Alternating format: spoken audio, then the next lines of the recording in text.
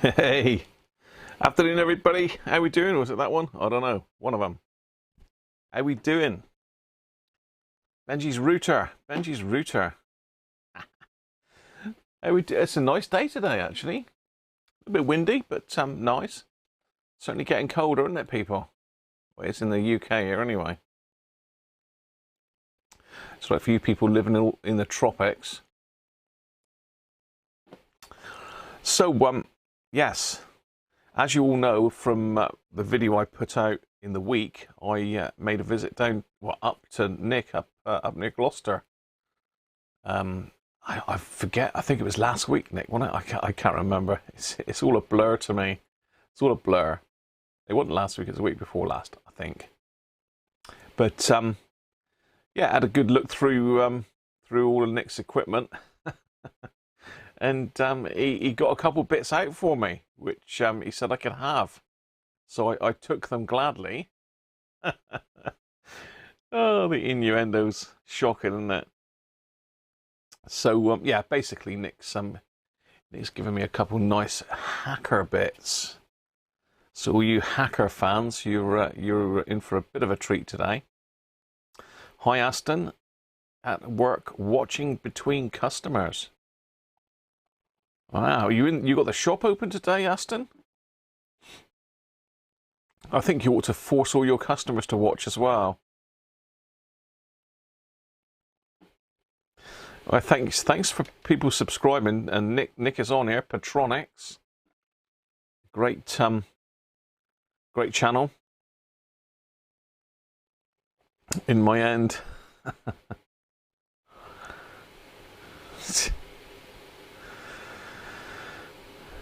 So yeah, so shall we have a look at the first bit? I think we might not even get on to the second bit after we finish with this first bit, but we'll have a look. You never know. And my Stream Deck looks a bit dull today, and perhaps they've reduced the power somehow. I don't know. So let's have a quick look at this and see if you can recognise this.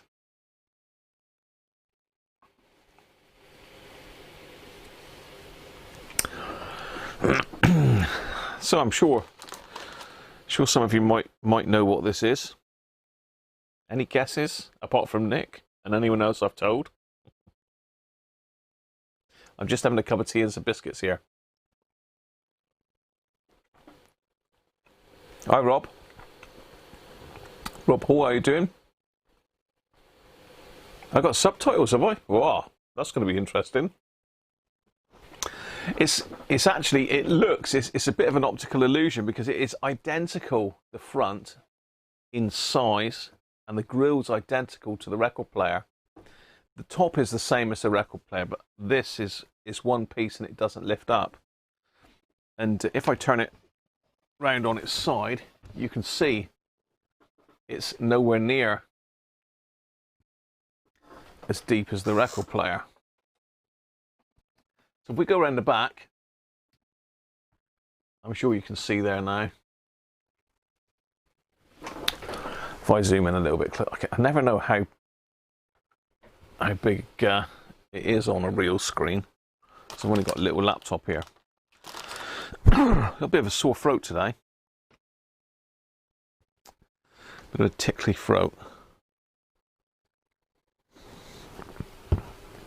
Cup of tea for starters, look.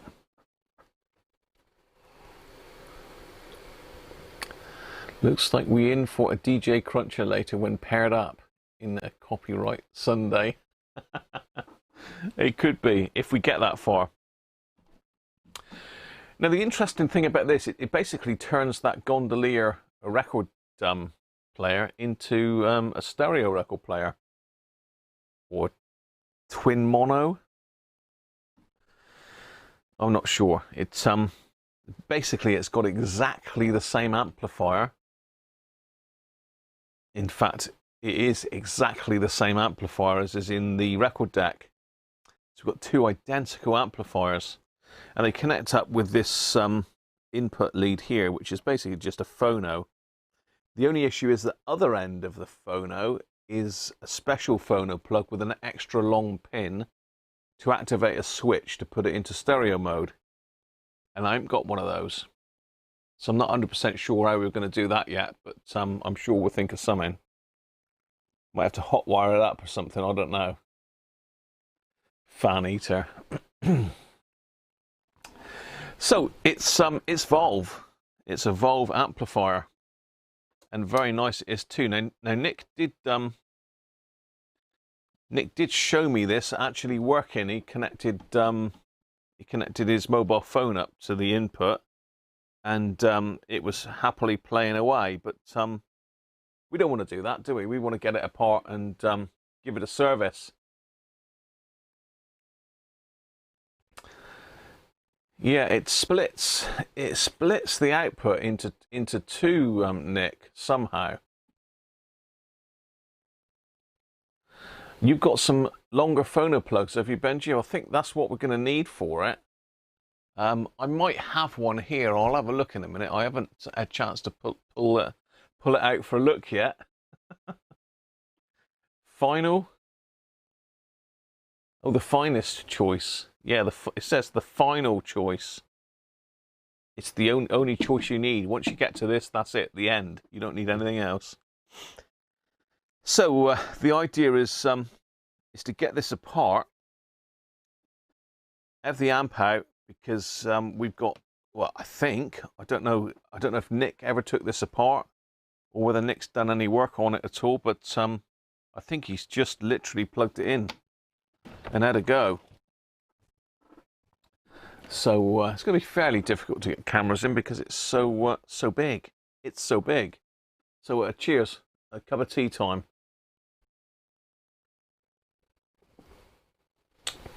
When you say you used a normal phono lead, Nick, did you use a normal phono lead from this to the record deck or from this to your phone?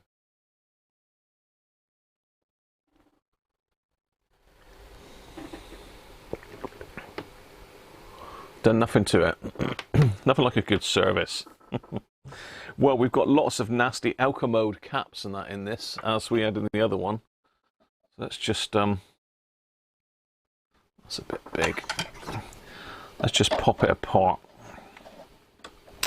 I've never worked on one of these, but it's identical to the gondolier, which I've worked on 2 of those. And Nick actually gave me another gondolier record player as well to match. So I've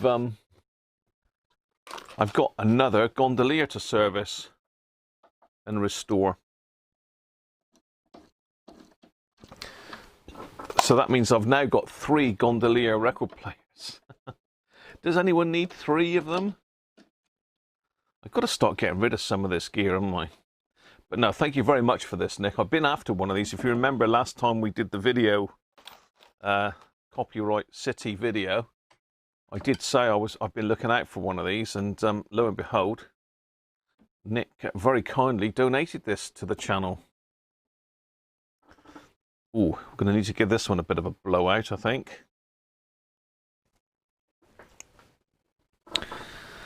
Right, so let me see. It does say how to get this out. I think it's got a massive, great speaker inside. Let's get some inside action on it. Let's get the webcam in. Excuse me.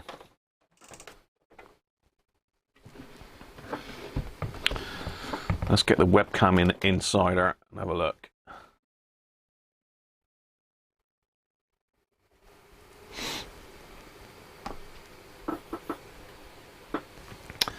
I think you can see there it's difficult to light it really because it's at a bit of an awkward angle. Oh, no, my light don't really want to come down that low.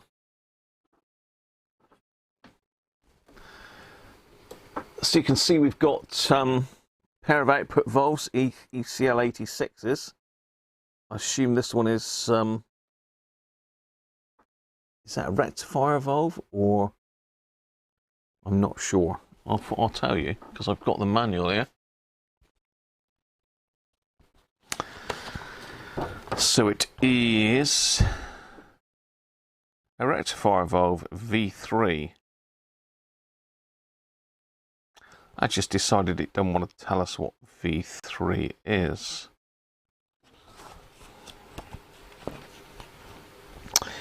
V3 is an EZ80 double diode.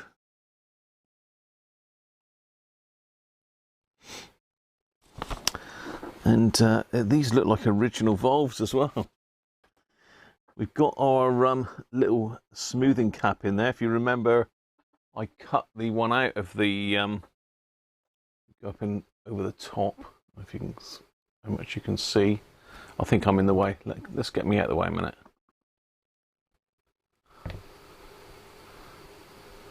Whoa. Yeah, so down over that side, just in there, you can see the smoothing cap. There we are. Then we've got output transformer in the middle. Mains transformers down down there. It's my cup of tea. Massive brake speaker, and then we've got the tone controls over on this side. But we've got lots of nasty caps in here that are going to have to go. And the idea is that I'm going to actually hook this up downstairs. We've got some mustard caps in there as well, by the looks of it. That's different. Oh, might have to get the cap tester in and test those. Anyway, let's go back to the main camera.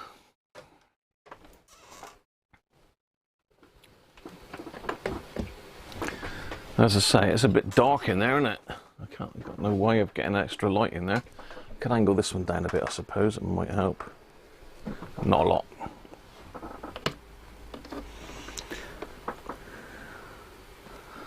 Okay, so it looks like we've got 2 screws there. And we've got some screws there. And the whole lot should lift out. Oh, there's a couple little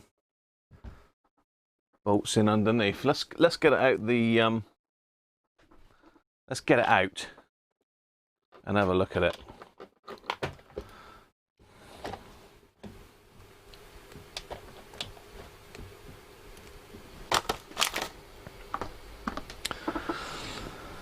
Okay, we're in. How are we doing?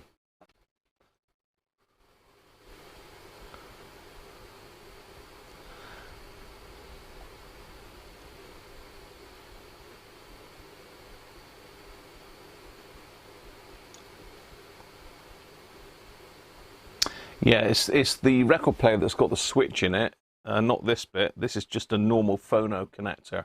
It's the record player that's got the actual switch in the phono plug. So that's what we need the long one for. It was going to go to the tip.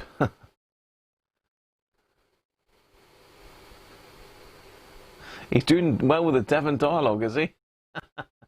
I don't know how the captioning works, Chris, because it asks you to download the file and all this sort of stuff for captioning, and obviously we don't. I can't translate it into loads of different languages, so God knows what happens. Valve.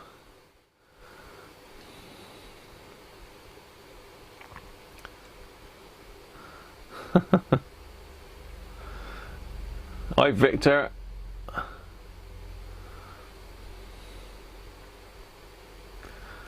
Lower spec rectum fryer.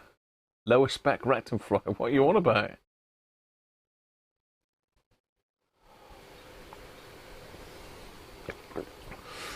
Georgia said it's a basic amp design, minimum extra stuff needed. 1 gain stagem, one phase inverter and 2 outputs in push pull.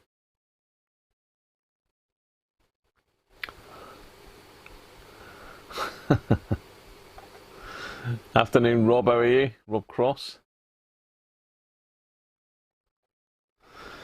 Yeah, it did sound pretty good, to be fair, when Nick fired it up. Right.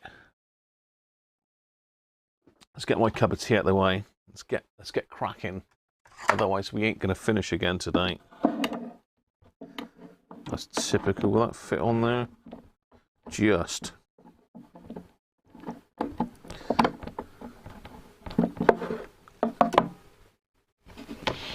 I assume we got one on the other side, yeah.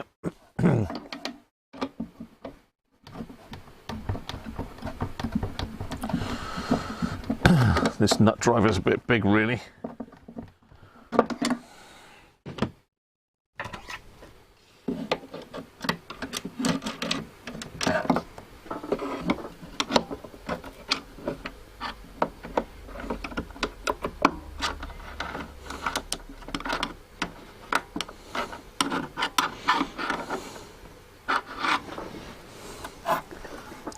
So we've got a brown lead at the top, black at the bottom. I'll just record that for my purposes because I forget stuff like that.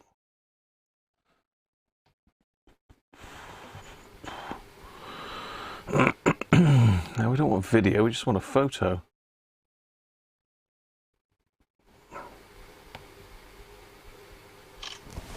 Thank you. Oh, thank you. Cool, those leads were hardly touching. Right, so we've got to unplug the... Is that plug in? Doing, boing, said somebody. We should unplug that in a minute when it comes out. Right. 2 screws here. You can't really see, can you? Let's go out a little bit.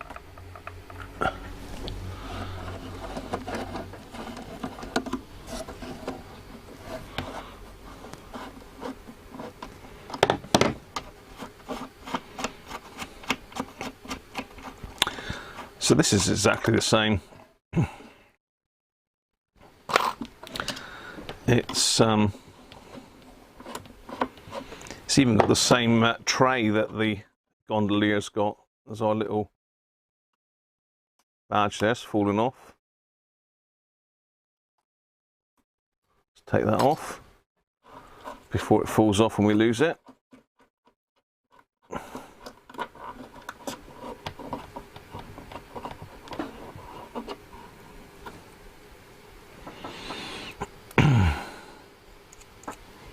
Middle of the washer there.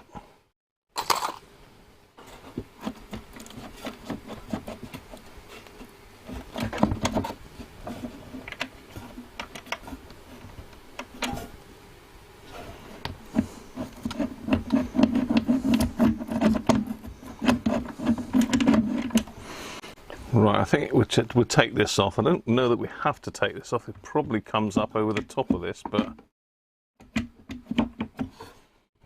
let's take it off anyway.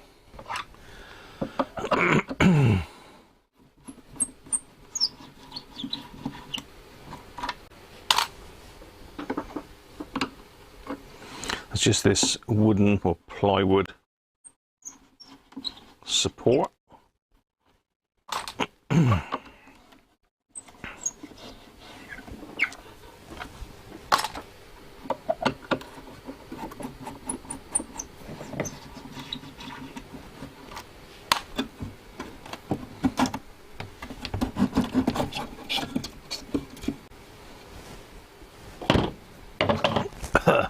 Now we're getting in there. Hey, Sean, thank you, mate.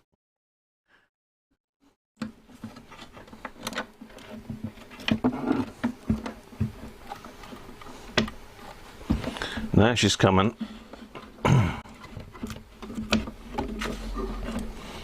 Yeah, this looks pretty original, which is nice.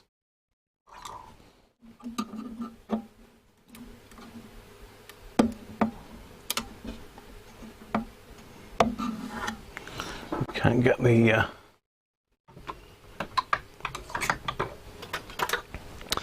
get the plugs out the back here.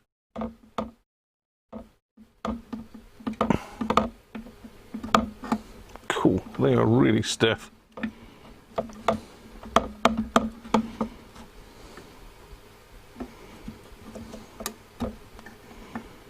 Hell.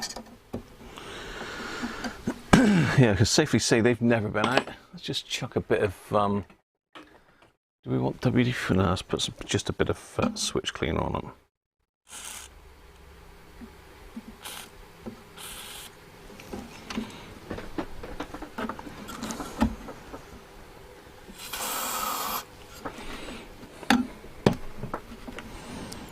Whacking the valves there, I need to be careful with those.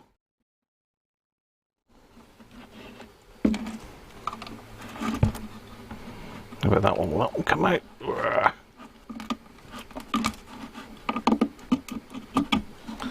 One's out.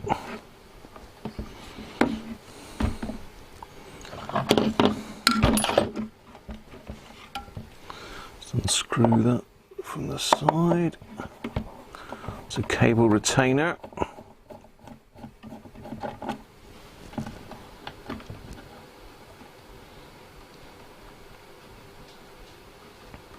Subtitles are good, are they? Right, that's that side freed off a bit. Let's see if that's freed that up.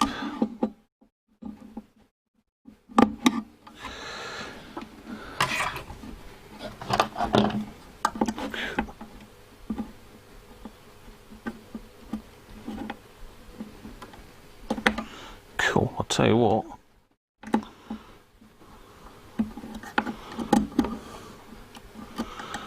There's flipping stiff, there she goes.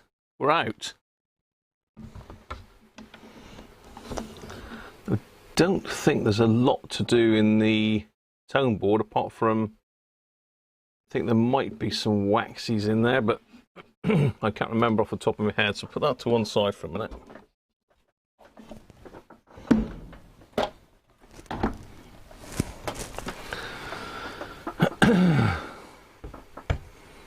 How heavy, at a guess, is it? Well, we've got two fairly lumpy... well, this mains transformer's heavy. It's probably... It's got to be 8 kilos with the box, easy, I'd have thought, if not more.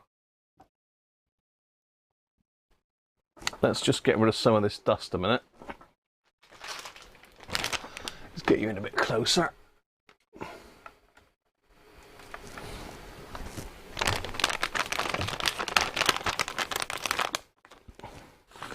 I don't think we did the resistors last time, George, although we might have done a couple. We might have done a couple resistors. Probably the only ones I had, I suspect.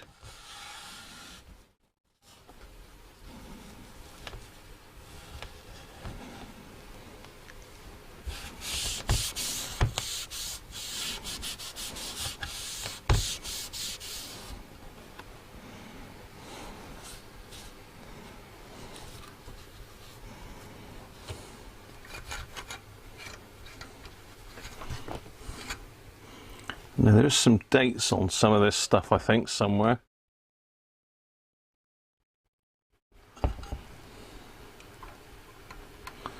June 1970. June 1970, look. So I was 6 years old. It does look like, was that a new cap in there? No. All right, so we've got 1, 2, 3, 4, 5, 6, 7, 8 electrolytics. These, which I think are the critical ones, look to be Mallard mustards. So really there shouldn't be a lot wrong with them.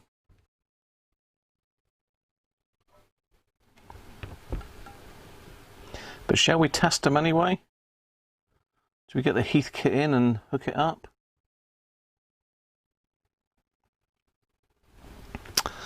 Now, I'm not sure if this is a mains voltage valve or not. Let's see if we've got anything on it. I think it may... Valve? I think this is a mains cap. So say Nick did have it fired up, so let's see if we've got anything on it still. It's got any voltage on it. 0.18. 0.18, 0.19. I mean, I don't think this is high voltage down here. No. Let's have a look at our valves. Volvies. Look at those beauties.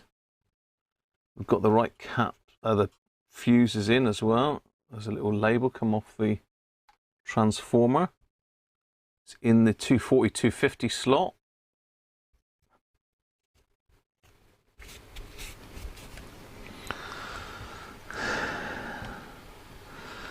And we've got little labels there saying what the valves are. Let's. So ECL86s and an EZ80.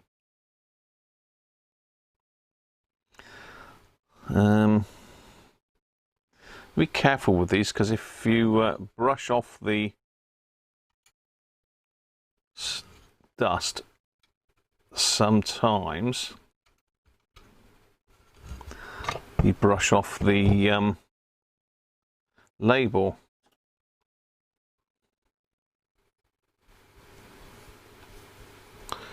Don't want to remove the label, but that seems pretty good. Yeah, good old Mallard. So their writing does seem to stick a bit better than some of the others.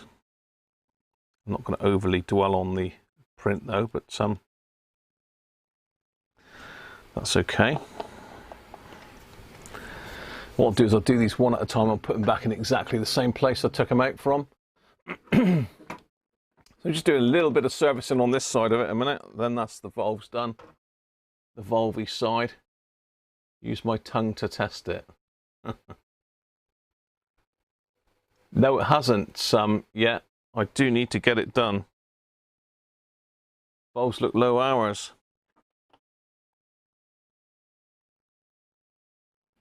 Yeah, I don't really know how to check that, George, but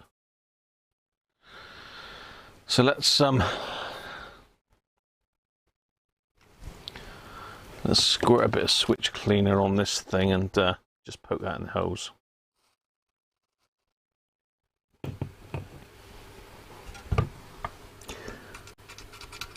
I should have done this with my record deck really, because that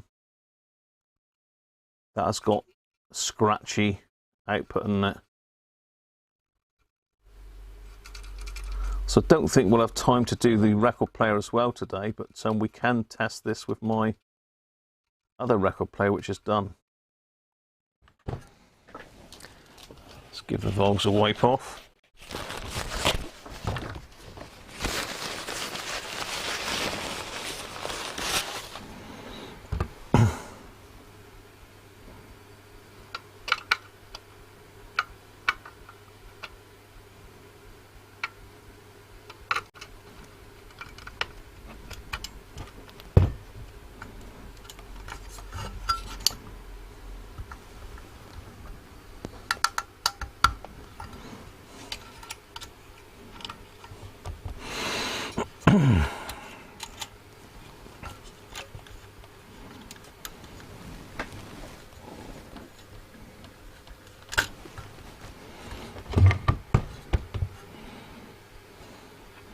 It's another Mallard EC86,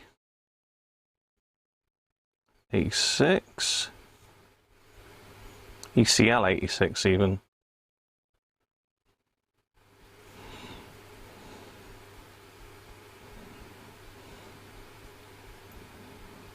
Looks in good condition, but who knows? Who can tell what it's like inside? I should have given the legs a bit of a freshen up there as well, shouldn't I really? I've got the wire brush out to do it, so we'll just give them a quick going off. They look fine actually.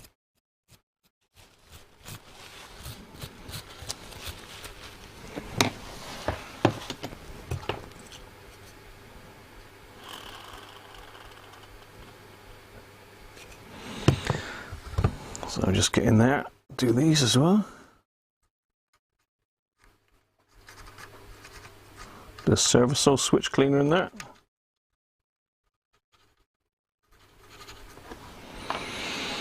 I'm going to take this outside and give it a blow off then, I think.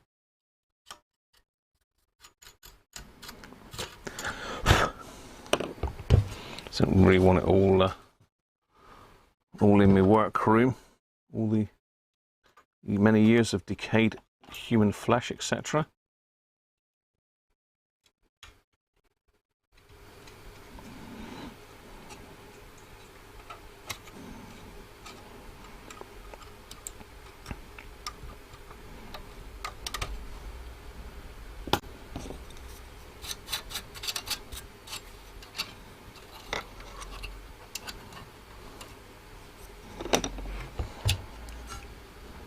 It's another mallard valve, so let's say I don't think these have been changed. Well, you never know. It might have been changed. It's a lot easier to change the valves in this than it is the record player.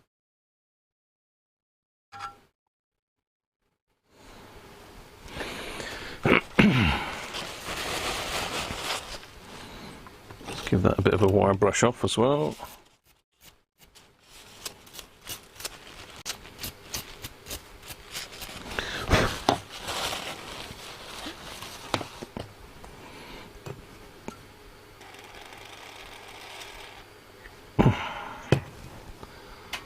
Hi there, Mike. How you doing?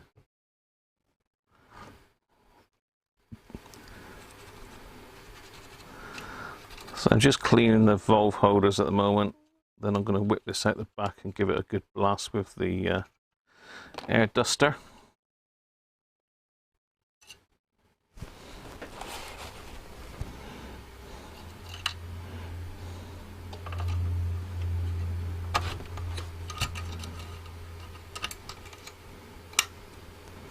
There we are. 3 nice shiny valves. Okay, let's catch up with the chat a minute, and as I say, I'm going to whip out and get that cleaned off then outside. We can look at getting the caps done. Will we have time to do the filter cap today? Will we have time to cut that one off and stuff it like I did the last one? I don't know. Let's finish my cup of tea up and then we'll get some beer out. Mike, I didn't see you put a super chat in as well. It's a matching amplifier for the Gondolier record deck, Mike. Let me just sort my cameras out. Where are we going here? Where are we going? There we go.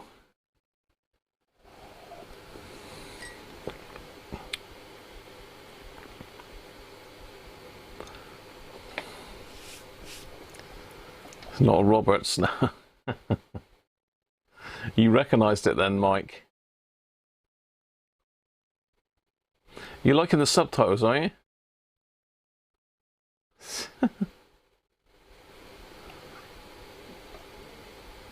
It's a beauty, Mike, isn't it?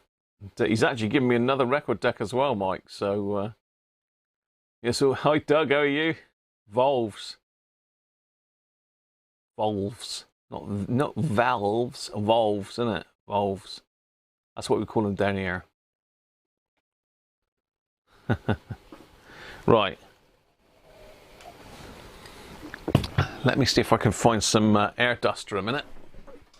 I'm getting short of air duster, in fact. Oh my God. I have to reach right over the camera for that. I might not even be able to reach that, actually.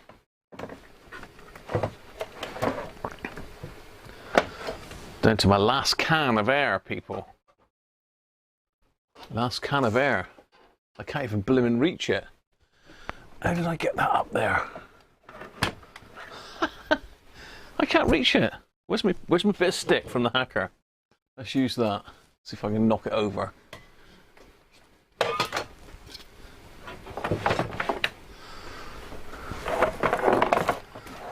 Got it. Got it. Oh, they knocked me a cup of tea over then. Right. I mean, this is the stuff I buy. I just buy it off of Amazon. Air duster for some reason is stupid money, but if you buy I think I buy 4 cans at a time, and it works out a lot cheaper then. It works out a lot cheaper. Hi, Cyberflyer, how are you? Anyone else I've missed? Finishing my cup of tea.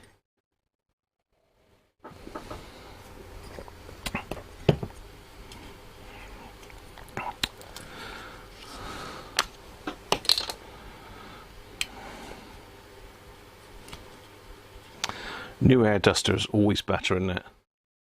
Some of these come with a bigger nozzle, which is quite nice. This is quite fine. Right, I'm going to take this down outside. Bear with me. You can come with me audio-wise, but you can't come with me video-wise. So apologies for a bit of dirty rag on the desk. A noise outside today, as usual. It seems Sunday is noise day.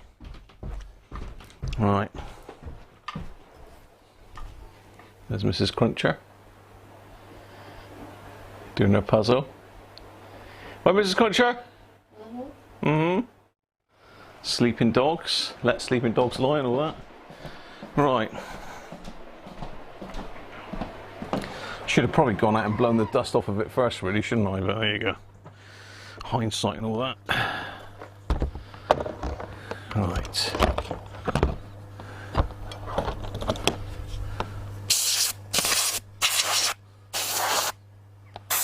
Oh, damn. Just blew the labels off. We want to keep those little labels on.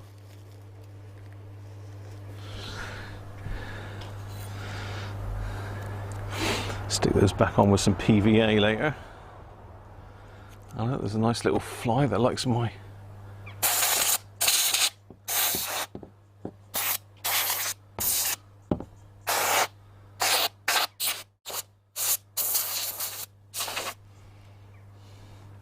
Let's put those little labels in my pocket for a second.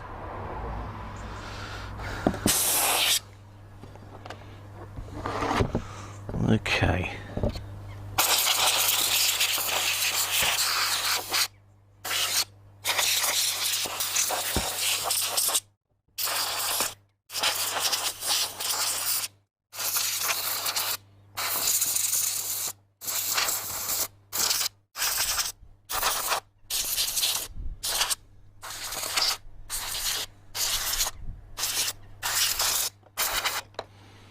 Right, there we go.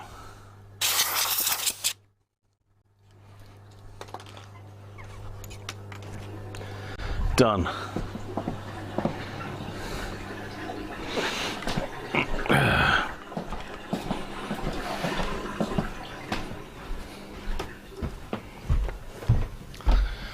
Whew.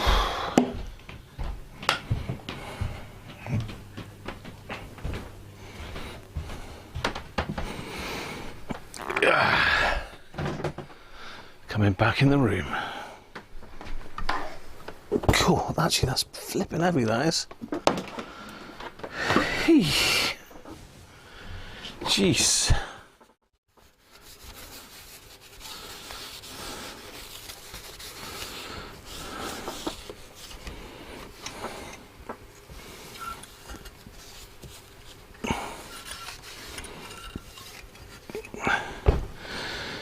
There we are. Dedusted. Hi Keith, how are you? Hi Andrew. Wolves.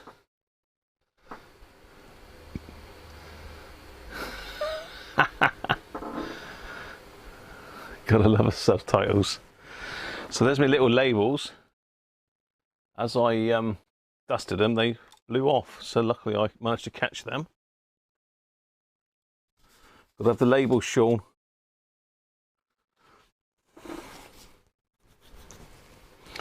Oh, Benji's missing his banner as well. Sorry, Benji. Forgot about your banner.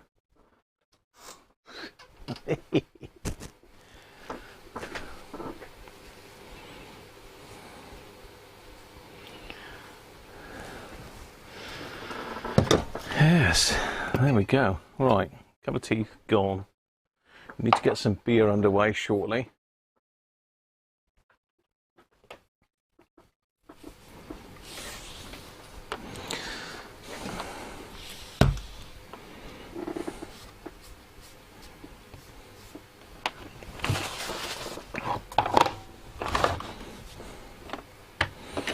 That's done.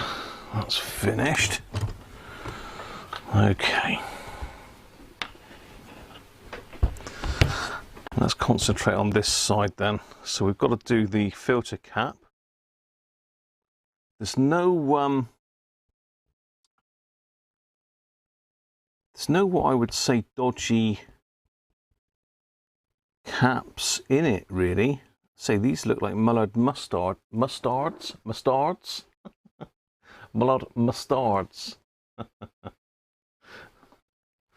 Mullard mustards. Sounds like Rick Mail. Mustard. He wasn't mustard, was he? He was bastard. I can't remember what that was now. Was it the New Statesman or something? I can't remember. Very funny though. So yeah, we could lift a leg of one of these, each of these I suppose. I could go and get the Heathkit tester and we could try these, because I think these are the grid coupling caps for the output valves, I believe. So it's a green wire on both caps, and that goes to pin 1, 2, 3, 4, 5, 6, 7. Pin 9. No, hang on, pin 8. Pin 8. 2, 4. Yeah, pin 8, I believe. Let's have a look at the manual again.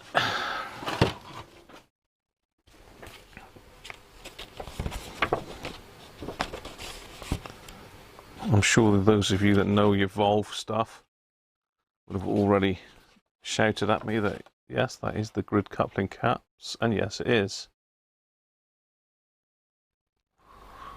C6 and C7 0.05 microfarads with their 0.047. I don't think there'll be any issues with those whatsoever. But do we want to get Heath kitted?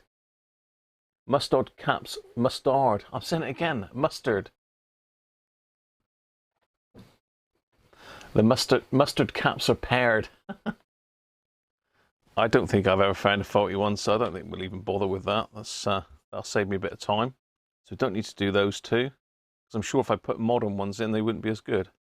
And you'd lose that mustard cap sound, wouldn't you? Yes. You'd lose the mustard cap sound. We wouldn't want to do that. So what's happened since I've been gone then? Anything? Benji's still banging on about his cupboard door handle.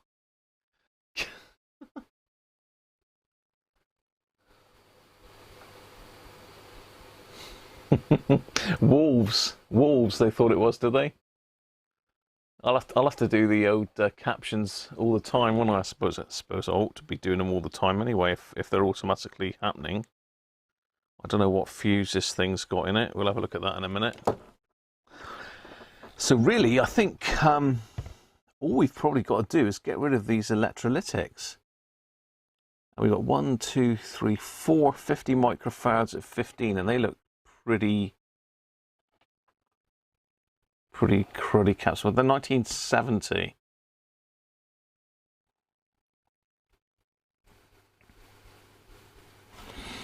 Was that a bit of a shove at some stage by the looks of it? I'm trying to think on the last one. I think we changed these two resistors for some reason, didn't we, on the other one? Probably because I had them in the right size. Red, brown. Red, brown. You know I don't know the values.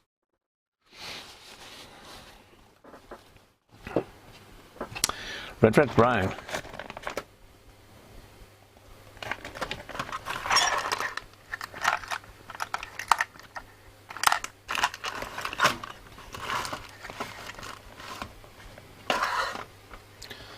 $220.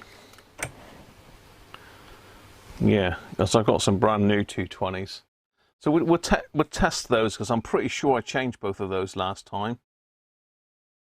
Whether they were out, and again, I'm not sure exactly what the importance of those is. Let's have a quick look.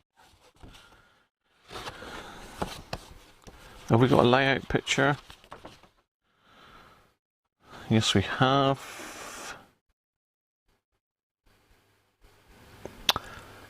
R13 and R14.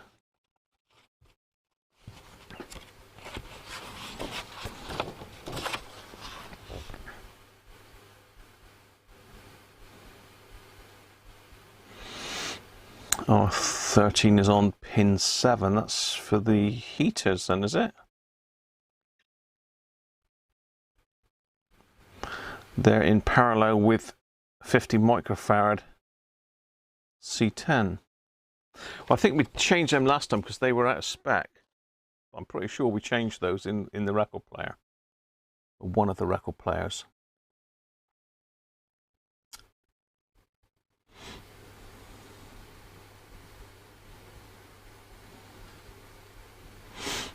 Anyway, come on, Graham, sort yourself out. Let's get on with it.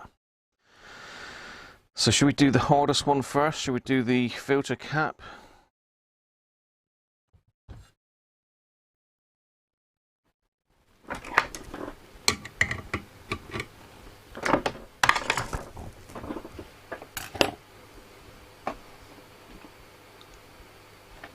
Ninja, you smell all the audio foolery. No, it's only me. It's only me.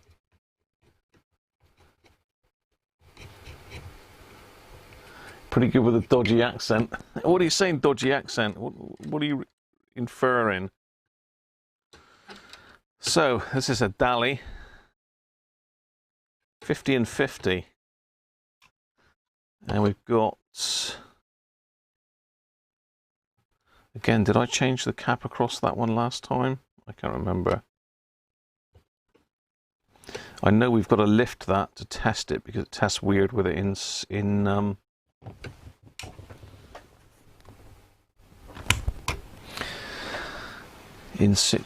Right, let's get some beer underway while the soldering iron's heating up. Doom bar. How you doing, Keith? Doom bar. This is from down in Cornwall. Should we see if I can totally lash up the captions? Tis from down here near Cornwall, me boy. Down here near Cornwall, me boys. Down in Rock.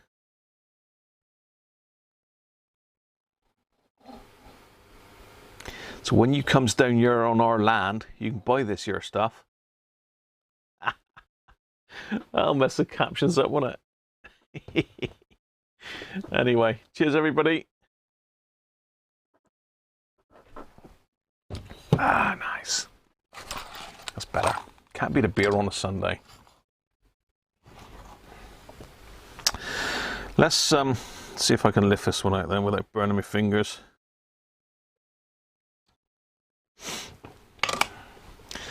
Let's have a look, see what's measuring on the ESR meter. And as I say, I suspect that this is going to be okay because it did sound really good when Nick was playing it. It sounded good when Nick was playing with it.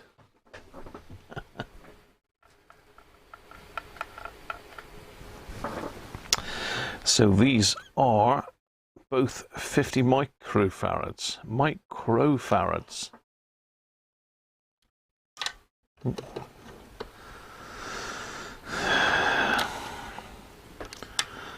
So what are we thinking then? Come on, we'll have a bit of capacitor lottery or capacitor bingo. If I can get the thing to stick on it. Gonna have to swap to the old rubbishy clips if I can find the...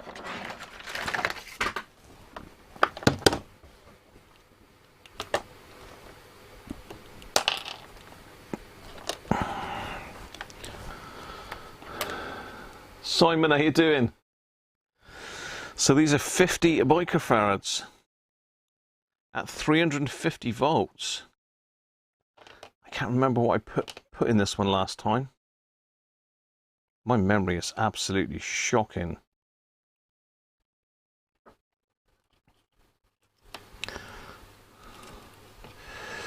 Let's get that one on there. So we've got two here, and they're both 50 microfarads, 350 volts. Place your bet, son. Come on down.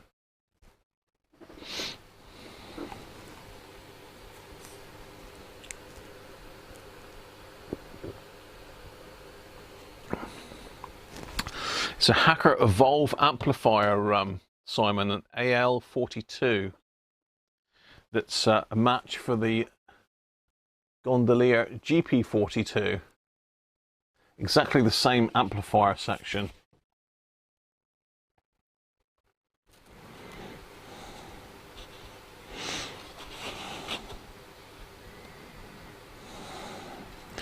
It's exactly the same chassis in it as is in the record deck. 69, Doug. Happy days. I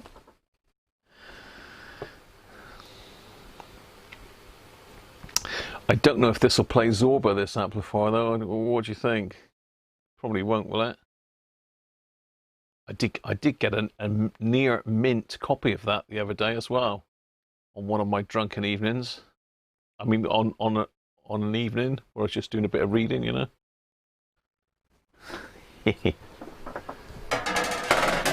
Rob, how you doing? It was actually given to me by Nick, Simon, Mr. Petronics. Here we go then. Are we all voted?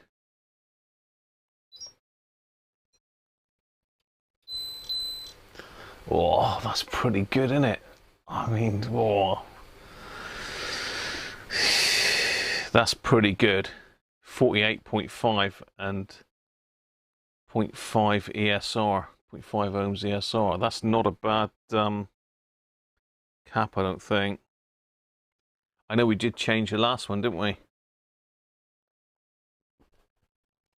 But cut it open. Can't remember what I put in there now. I think it was 47s at 400 volts, wasn't it? I don't know if I've got any left, actually. 56s at 400 volts we put in there last time. Yeah, we put in 56s. Okay, how about the next section? What's that, Simon? No. No Zorba. Hi, Michael. Yeah. DJ Cruncher in the house. Right, and the other 50 microfarad section, I suspect that's going to be pretty much the same, but we'll have a go. We'll have a go. So another 50 at 350 volts.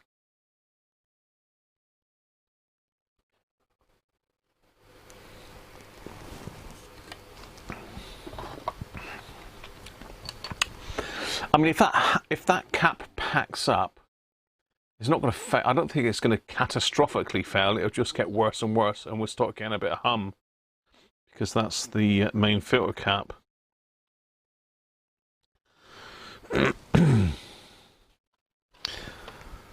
So 72 again, you reckon? 56, Doug. Who was closest last time anyway? Who was closest to 48? Benji said 50 biker ferrets. So Benji was pretty close. In fact, well, assuming that Benji meant microfarads. Does it say biker ferrets, does it? Jesus. How the hell is poor old YouTube going to cope with my dead accent? Oh, you think it's higher ESR this time? Let's give it a go then. We're just quickly going to see what that... It's got to be the feed to the rectifier valve, isn't it? Surely.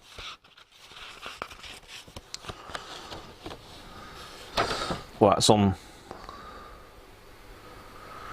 They're on the output of the rectifier. C11 and C12. Also C16 is as well. And C8, but that's after resistors.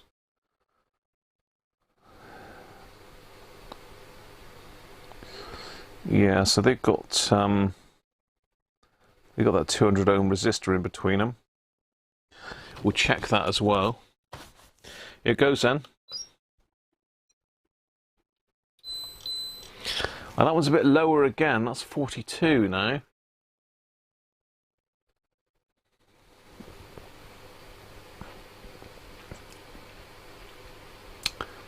So they're both slightly low. That one's. I'd take a steel intolerance, isn't it?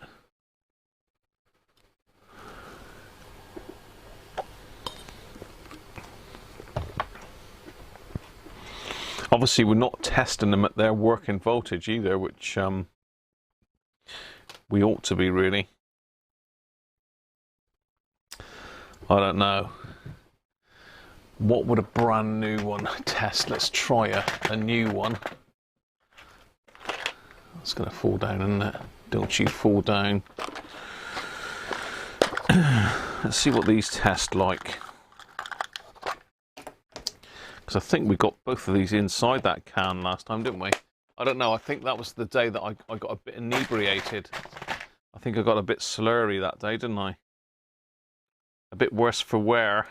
I can't remember what I was drinking that day, but it's obviously some good stuff. So let's see what one of these 56 tests. This is Rubicon's 56 microfarads. So they're reading 47 and an ESR of 1, look. So I'm not sure.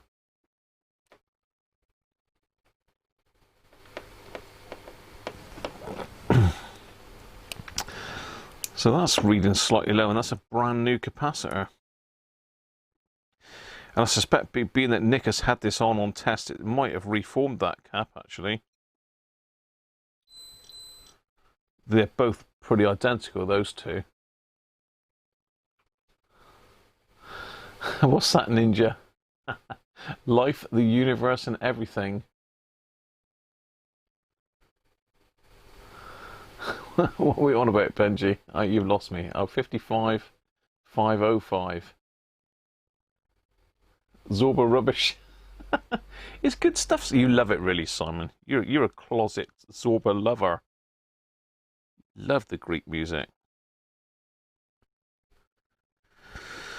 So yeah, dilemma there. To stuff or not to stuff? Do we leave it? When it means pulling it apart again to do it at a later stage. Let's check that. Let's check that resistor. I've gone and pulled my leads off now, haven't I? Let's check that resistor. So the resistor, I believe it said it was 200 ohms. It is red, black, brown. Red, black, brown. Black, black, blow. Blit, block, blow. Red, black, brown. Red, black, brown. Is this on auto? No, it's not. It's on inductor.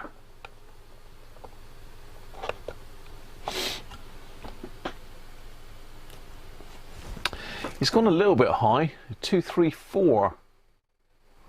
34 ohms high.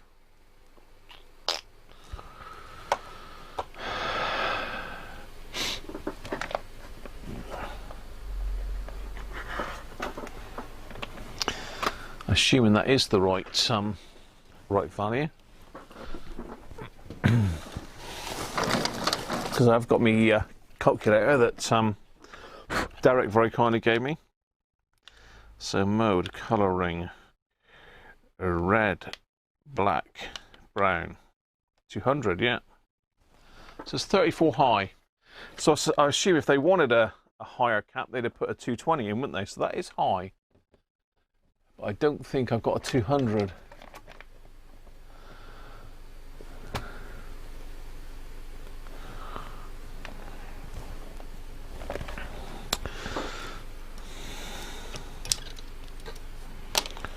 I wonder what these read. I wonder if I've got one of these that reads 200.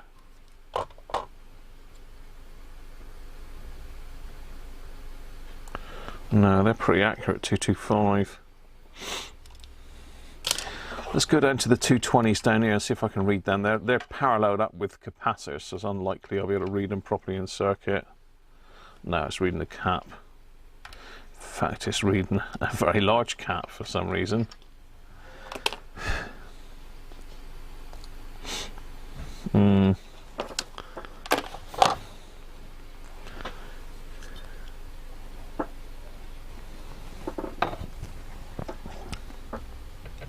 So it's got a silver band on it. Is that is that 10% or 20% with silver band? I can't remember.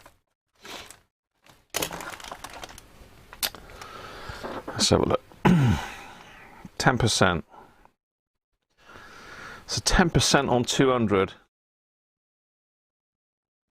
It's 220, isn't it? So we set a spec.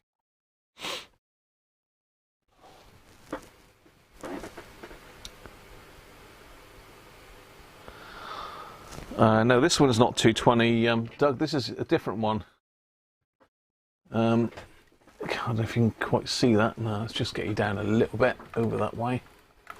This is the one across the 50 microfarads. It is red, black, brown with a nice lump of wax on it.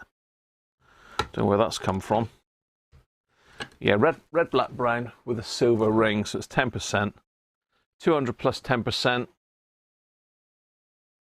It's got to be 20, isn't it? So 220 max. And what did I say? It was 234. So here's out of spec. But I haven't got a 200 ohm in a 1 watt. Well, I don't know what wattage it is, but it's a pretty lumpy resistor, isn't it? Probably a couple watts, that one, isn't it? It's right on the HT.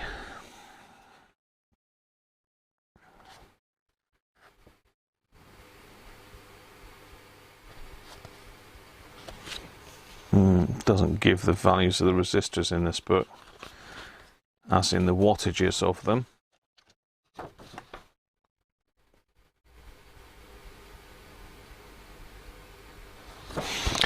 So that may be something I'll need to change in the future. So I think as I've got to come back in and do that resistor potentially, I might leave the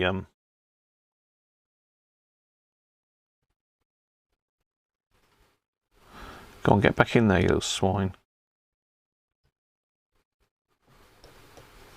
There we go.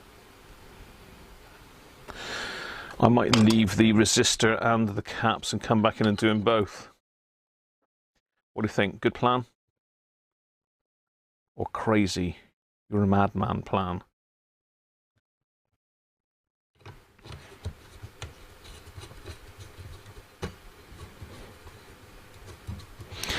It's certainly getting colder now, people. I pulled a load of logs over yesterday, so I think Mrs. Cruncher's putting them in the log basket now. Okay, let's get you down a bit closer here onto that main event.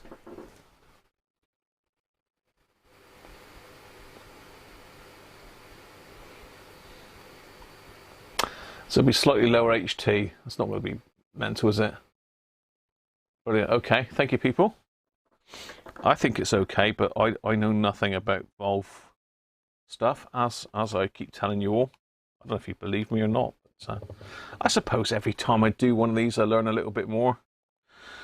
You chaps are very knowledgeable, so I tend to learn better from other people and doing stuff than I do from trying to read books.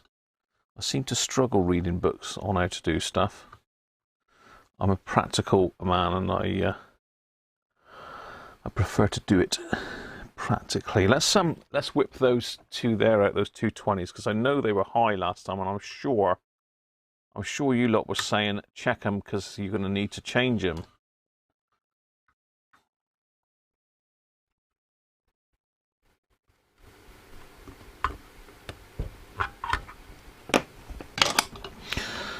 So that's one. And these are in parallel with these 50 microfarad caps.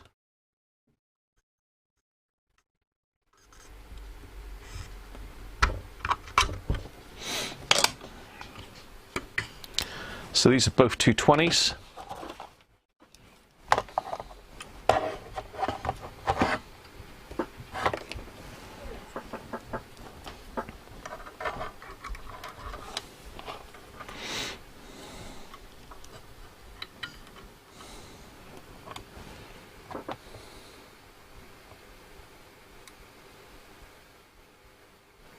Cool, flipping out, 220. We won't need to change that one. And this one. Well, this, I don't think this has had a lot of work, you know. Oh, that was a little bit low, 211. I'm pretty sure someone said that those two had to be perfectly matched. So we've got 211.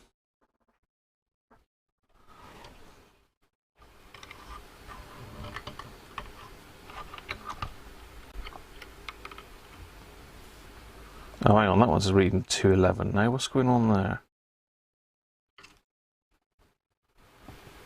Oh, we've got some sort of hold.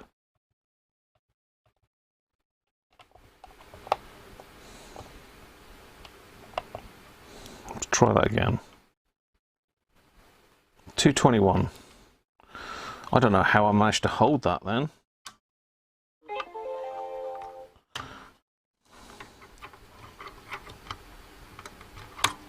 Try this one again.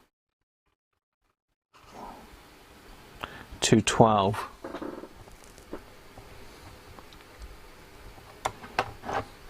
Hi Andy, how are you?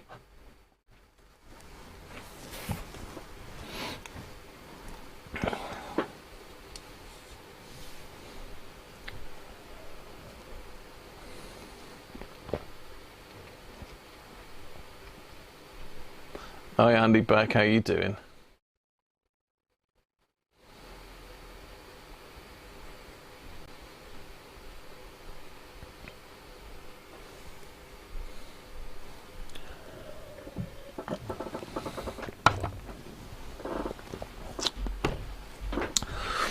Let me see if I can find a circuit in a minute. I can show you.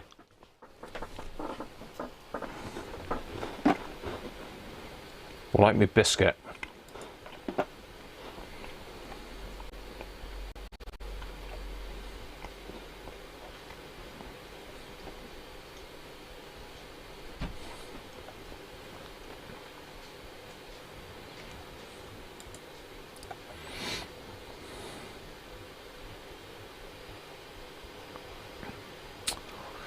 I don't know if I downloaded a manual last time. I must have done.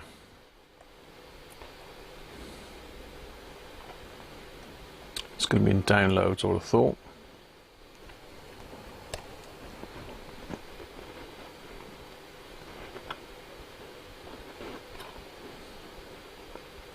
Gondolier. Here we go.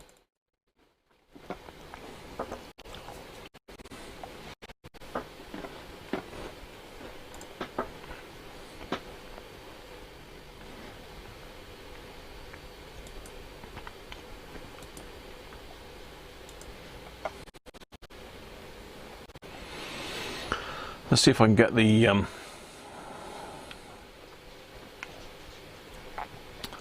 schematic up.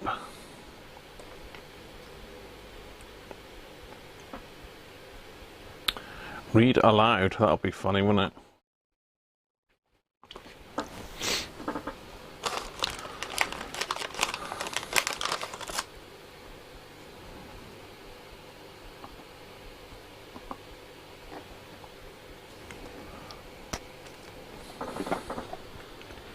So it's R13, 220 ohm, and R14. So one is reading 221 and the other one's reading 211. So R13 is lower than R14. And in the circuit, they're on the heater of the output valves. Oh, hang on, is that the output valve? Yeah.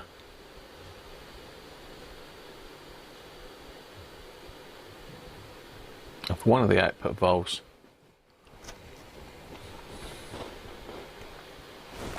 220. They're silver again though, so 10% tolerance. They're within tolerance, aren't they? But I'm sure last time that we did this on the gondolier, someone said that they've got to be matched. I don't know.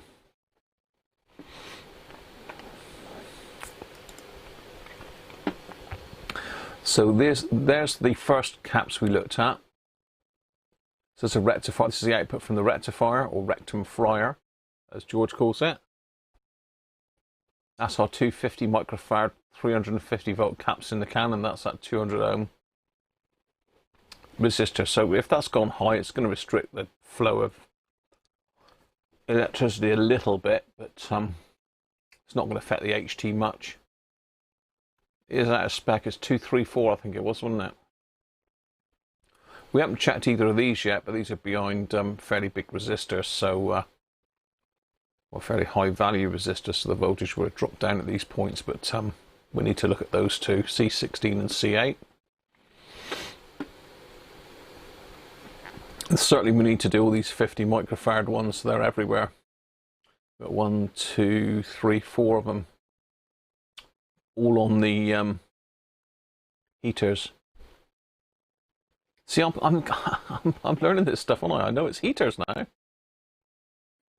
If you'd asked me 6 months ago, I wouldn't have had a clue. Well, 12 months ago, I wouldn't have had a clue what any of this is. But I now know this is the grid, I know this is the anode, and I know this is the heater.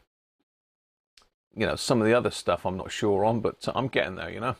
I'm getting there.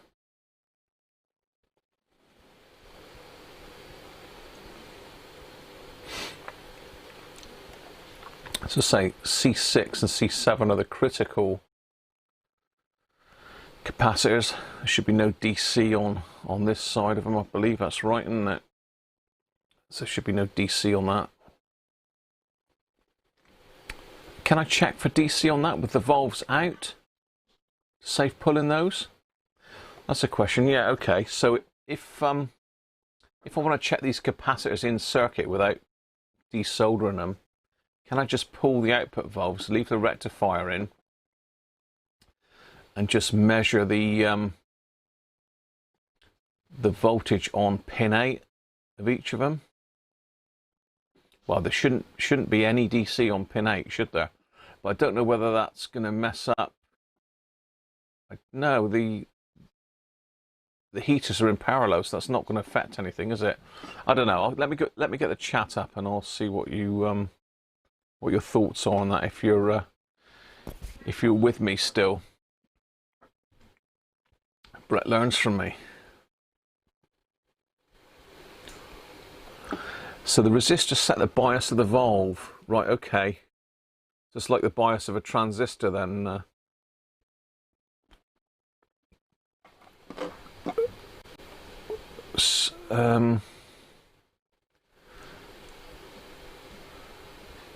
The resistors are on the cathode of the output valves.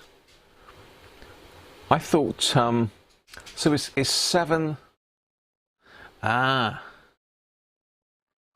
Okay. Yes, 7 isn't the heater, because they've split the valve into 2 parts, haven't they? God. I'm with you, Rob. So the heater's down here, which is pins 5 and 4.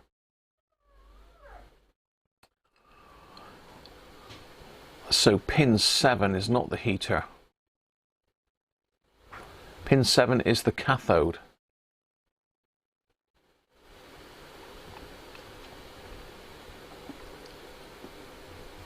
I'm not getting much sense here, am I? Benji's in a world of his own. What's Benji on about now?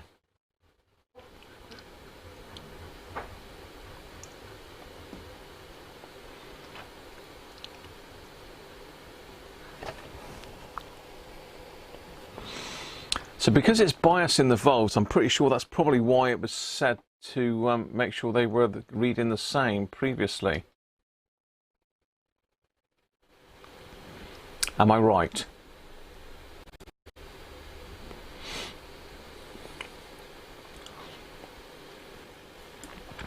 I don't know. So I'm not actually learning that much, am I? Because I missed the heaters.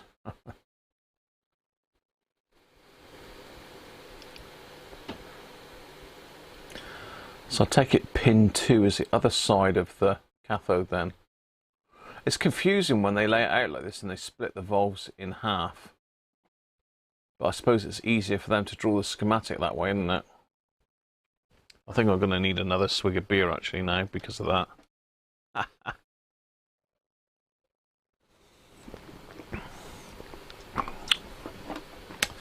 There you go, now that's all your schematic looking at for now.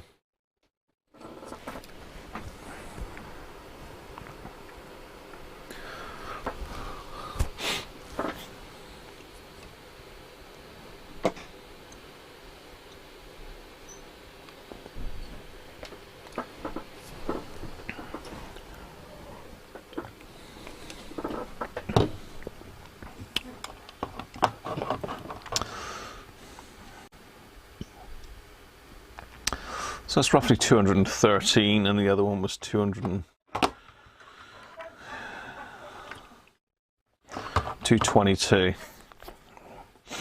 So it's 9 ohms difference between the two. 9 ohms is a fair bit, really, isn't it? Sod it, we're changing while we're in there.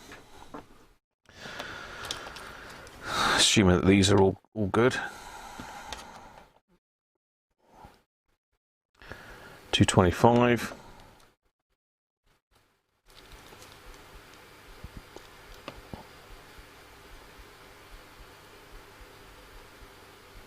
$221.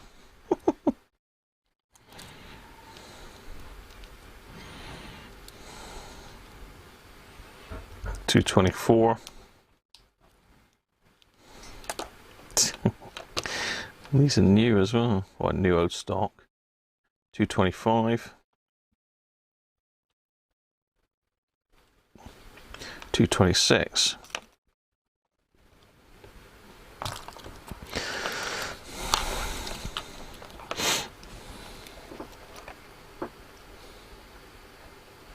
9 ohms is beggar all. So we're saying to leave them or to change them because they are different.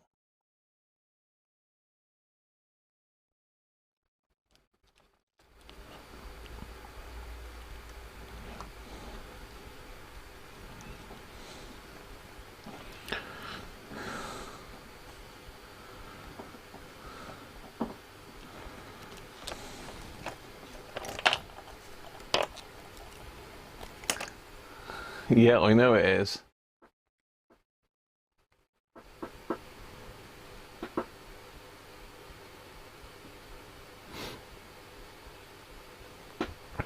I think there's a bit of a lag on here.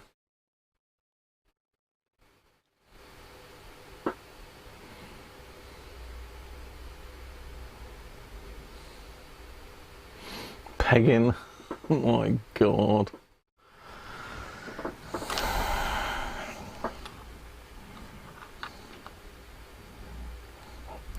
You lot, I tell you what, you're animals. Animals, I thought I was bad. So do we do those two and match them? Or do we leave them be?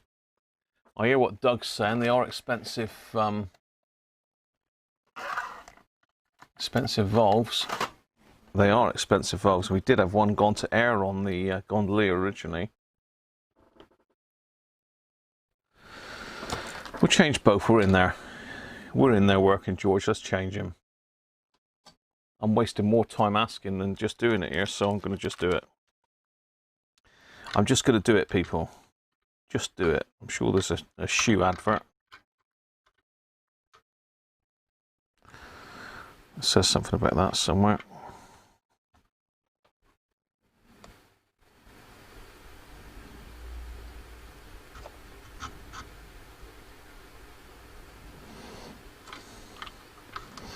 Well, that's not extracting a lot of solder from there, is it? There we go.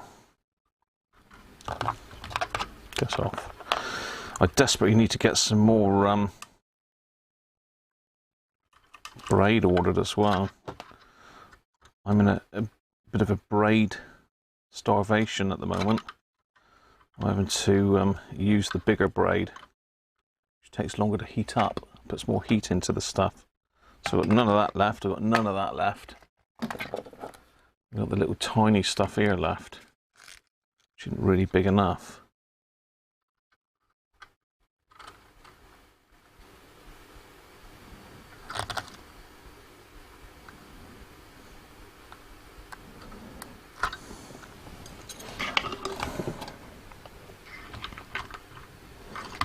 Get off.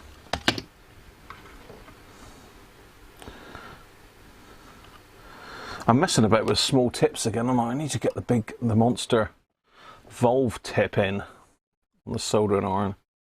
Messing about with these little baby ones for me transistor radios. Let's go big. Can't find the hole now. There we go. Let's chuck a chunkier tip in. It's not it's not heating up the tag strips very well, that smaller tip.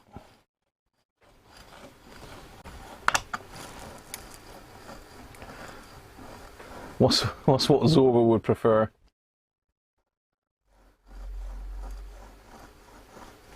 Rob is now saying to leave them. Benji's saying match them up. Victor's changing. It's everybody's got a different opinion, haven't they? I'm changing them. They're coming out. They're gone.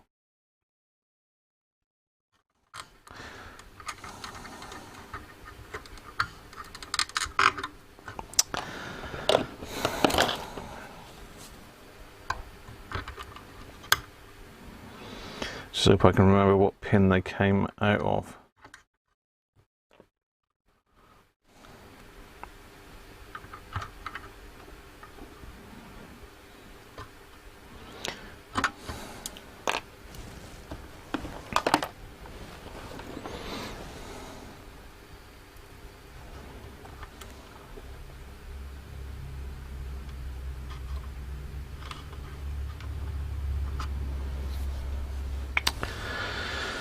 Where's my other one?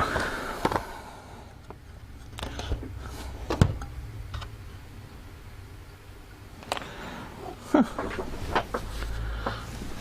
I'll tell you, stuff goes missing here all the time. I picked two out there that were pretty well matched, and one has gone already. There he is.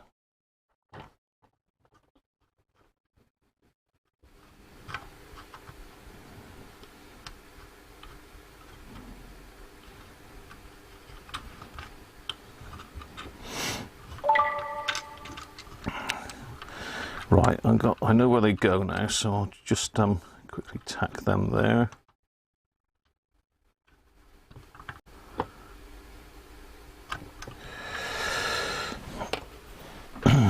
So we've got to get these out. 50 microfarads at 15 volts. Then we've got this naughty little one underneath here at 300 volts. Let's get him out first.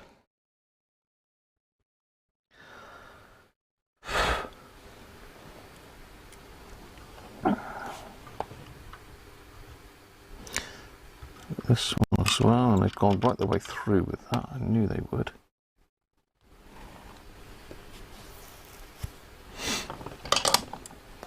This is easier if I get this one out of the way.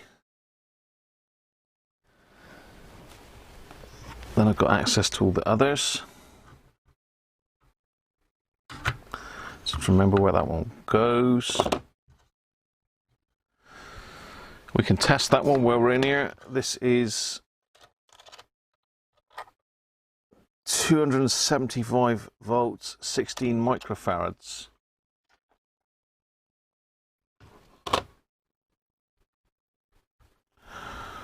Next door's let the animals out the zoo again. 16 microfarads. Mike, get some braid. I know. I'm desperate for braid. Thanks, mate.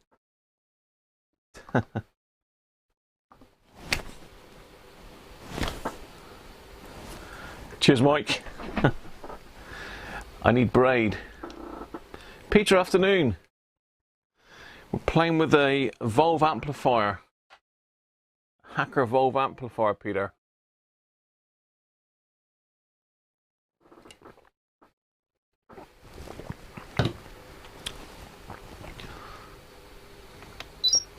Too slow on the gassing. I'm going for it. 12. Something's gone low. So say I've got 16 volt, 16 microfarad axial anyway, which we can chuck in there. So I'll get this one out down here to make sure I know which way round they go as well. pulling these out and not thinking about that.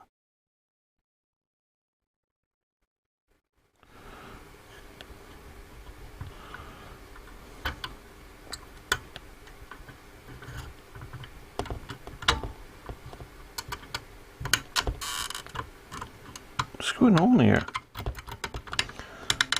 Oh dear.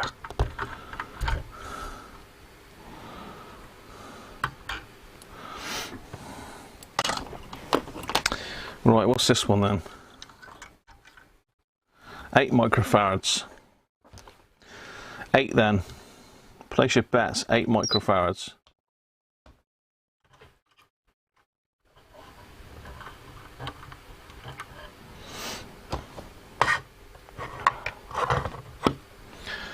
What's it going to be?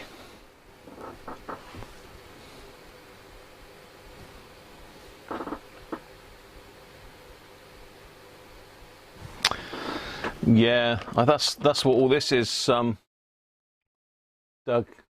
It's Chemtronics. But I say these two are empty. That's what size number 5. It's real random. This is 0.1. It never tells you what size it is. 5 foot. 1.5 meters, 80-5-5, and this says 10-5L. So I need both of those, and it ain't cheap either. I got plenty of that left by the looks of it. I've got the smaller stuff left. I don't really use that much except for SMD. I've got one little tiny piece left there, just in case. And then the other stuff is the big roll. The problem is I'm using all the big stuff because I've got none of the smaller stuff left, and the bigger stuff gets more expensive. Right, 8 microfarads. How we doing? Afternoon, Barry.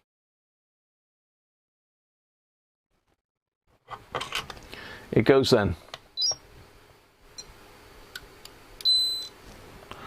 Okay, 6.56, but ESR is 1.24.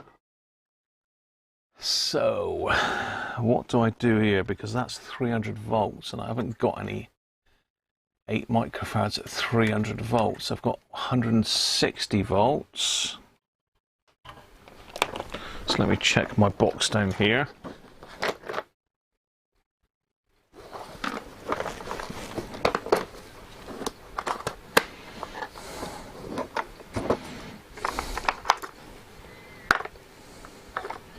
.33s.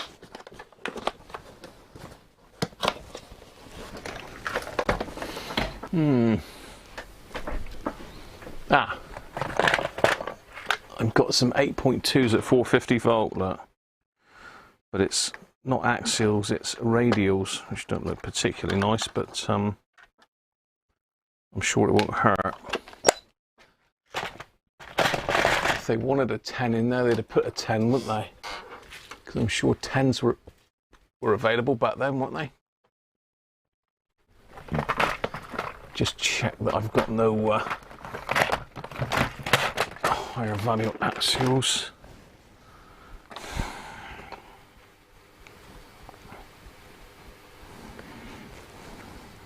No.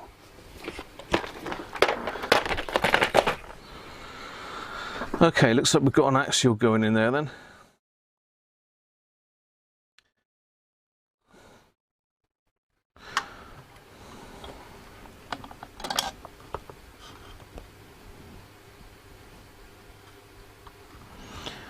Positive is to me.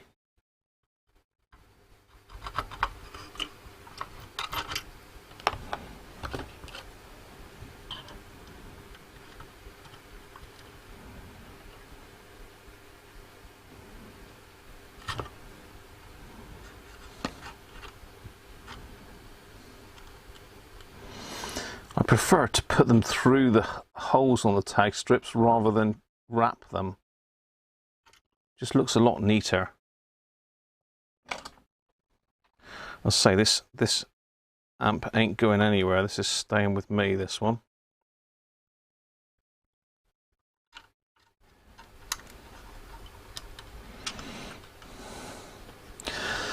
So sadly we're not going to be able to make that look very pretty, but I can sort of push it down a little bit so it doesn't stick up too much.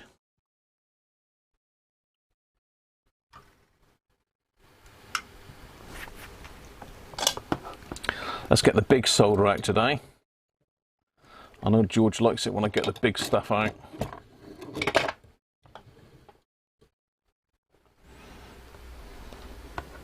So about in the middle.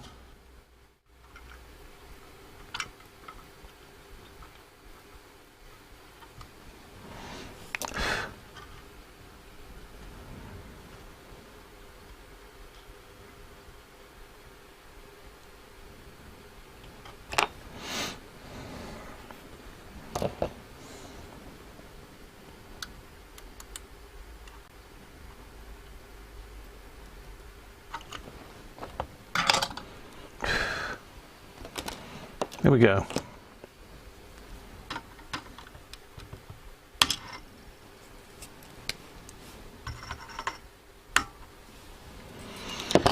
First cap done. Right. So I've got those two resistors to do, but we'll get the caps underneath out first.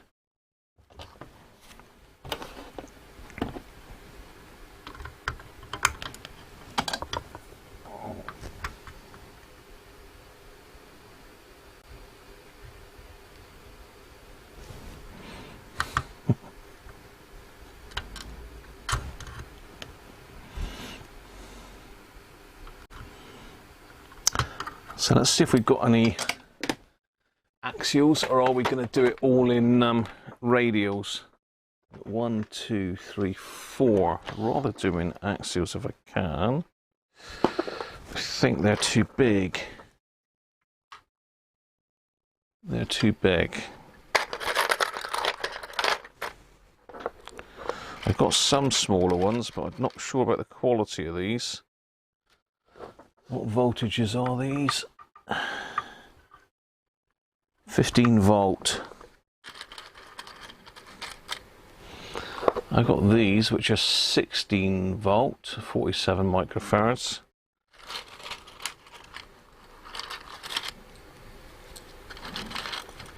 I mean, these capacitors could well be fine and no issues at all, but the thing is, they are 50 years old now, so how long are they going to last, you know? Let's see what these read ESR wise. I got these as a job lot. They're not bad caps actually. They usually read fairly good. 48's are pretty good, low ESR. Let's see what one of these reads. So 50 microfarads then, people. Any guesses on 50 microfarads at 15 volts, which is a bit strange.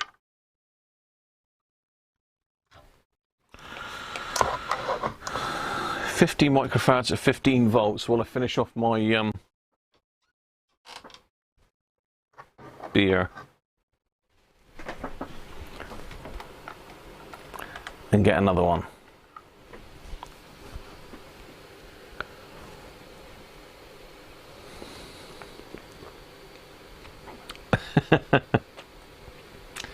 Agree, through the holes not wrapped.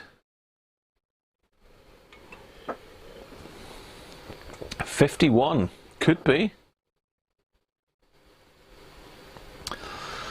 You're saying it's a kind of a case of do it now or do it later. I know what you're saying, Doug, and this is what I don't want to keep going inside this thing. It's unlikely that I'll ever get this thing apart again.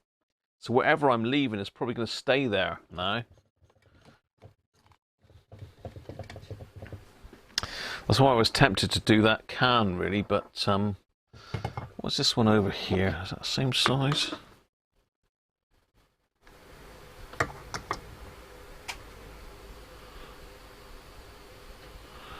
No, it's a 3216, so I'll probably keep that for a DAC 90. Right, I'm going to get a beer going while you're thinking about that. The beers this week were from Were they little or were they Aldi? I think they were little. And we've got Purple Panther, number 5, porter. Lovely stuff. I'll say that's Lidl's, but it's one of the nice ones. It's difficult sometimes to find decent beers when they're very strange names. They do keep some good ones. So. Hi Pat. Fill the Power's gone for 60. Treble 20. Fill the Power. I think you should change to Fill the Power, but the problem is, Phil, is everybody will think you are Fill the Power then, won't they? You'll start getting fan mail. You'll start getting underwear in the post, Phil, and all sorts of stuff. Do it, do it. Oh dear, what are you like, Graham? You madman.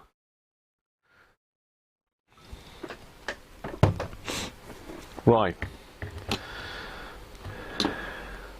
Cider is a lot nicer. But I haven't got any cider at the moment. It's all gone. Cider don't last here very long. Right, let's do it then. I think we've all had a guess now, haven't we? Oh, hell. 84. Did anyone get anywhere near that? That's a monster.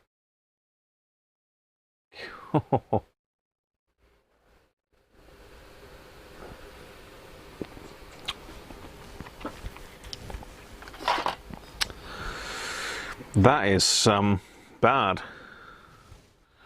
Bad cap. Bad cap, you naughty. Naughty, naughty. Yeah, I smacked him. What the hell are you doing there, Graham, eh? You maniac. Right, he's got to go then.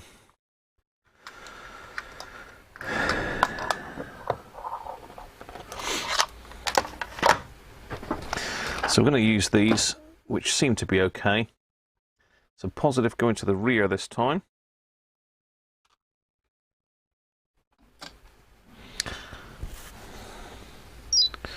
There's my little tiny bit of remaining braid. We're done with that. I've lost it already. We're not doing bad on parts at the moment, really. I've lost my only bit of braid again. There it is. Let's just, I'm going to get confused as to what goes where here.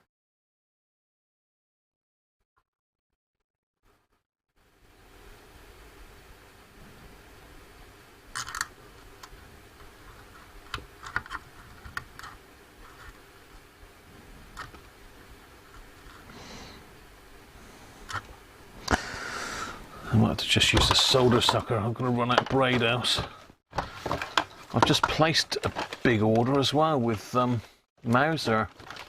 Is it Mauser or Mouser?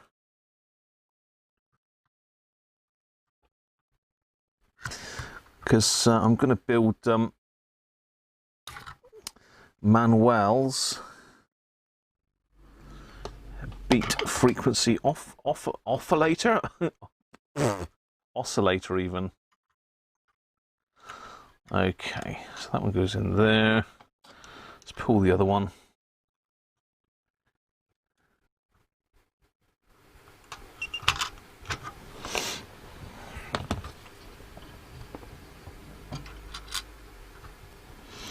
Easy to get mixed up. Oh, God, helps if you.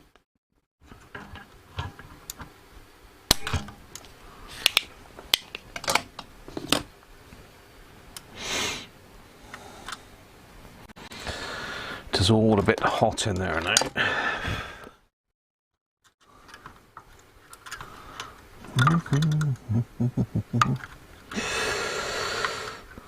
We might be able to play some music. Might just have to play it through through my. I haven't got an iPhone. What are you on about now, Graham? I haven't got an iPhone.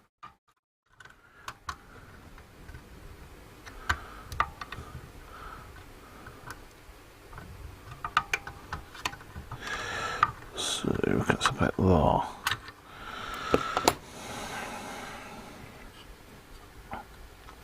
So these have got to go down a little bit to clear the resistors on top of them.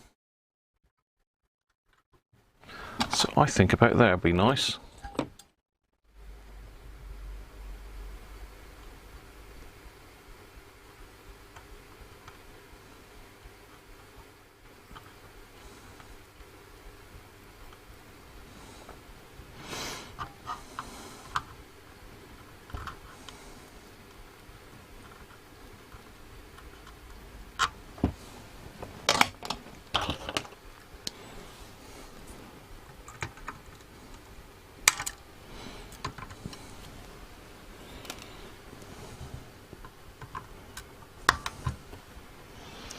Oh, I just cut that wire there.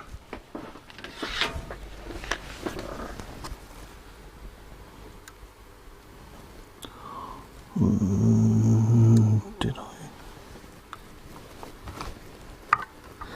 Yes, I did, you naughty man.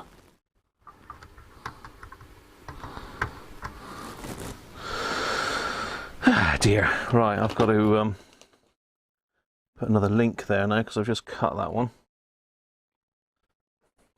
But saying that, it don't hurt. It don't hurt, does it?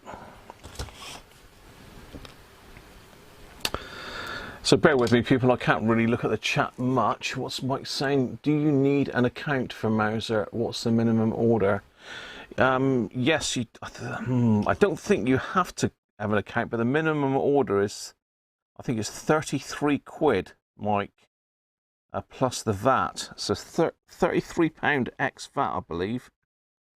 And as I say, I'm building Manuel's excellent BFO, and he very kindly sent me his list, and it was hell of a price. God.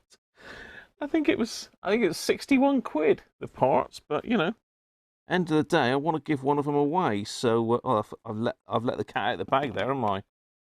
So one of my giveaways in the festive period is going to be one of Manuel's BFOs.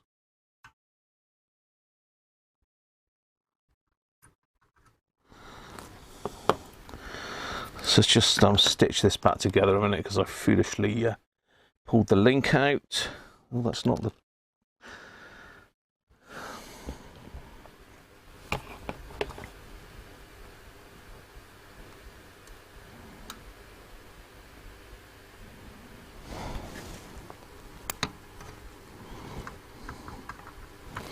Well, I didn't pull the link out, I actually cut it off.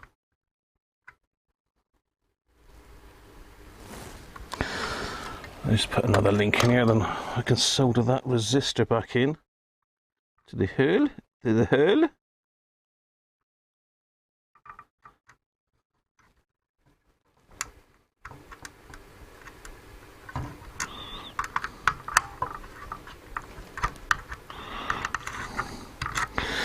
There we go. Right, let's get this resistor soldered in. Being that we're there now, hopefully you can see what I'm up to, people. If you can't, say, and I'll stick the other camera on, but I think we're fairly good here at the moment. It's all looking nice and neat, is what I want it to look like, because it's nothing worse than someone doing a pig's ear of a job on one of these tag strips, because they do look really nice if they're done properly.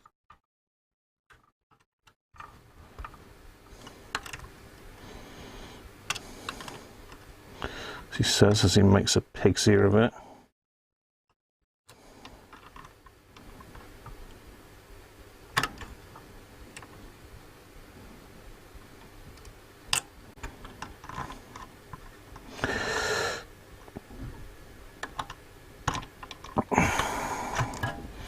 This is Cruncher's been out with the doggies. Just come back by the sound of it. Okay, first resistor going in.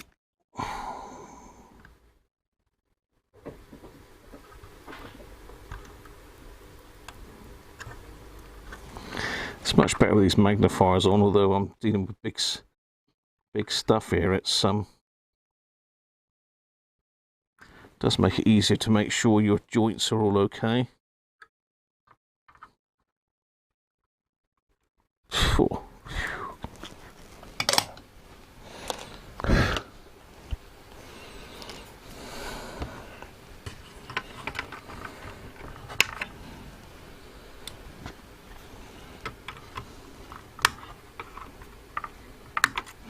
Try to cut through any more links, Graham.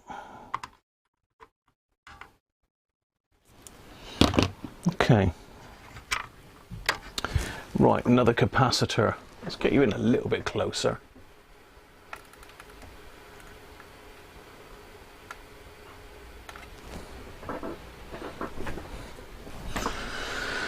So far we've done a cap, a resistor and a cap. We've got another three caps to do and this other resistor to stick in. So I want to do this cap first before I put this resistor back in.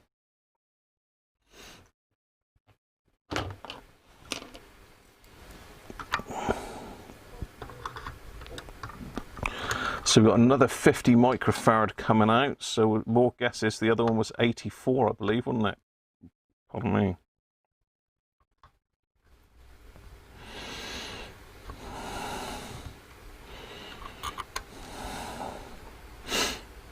So the other one was 84, so we'll have some guesses as to what the value of this one is then.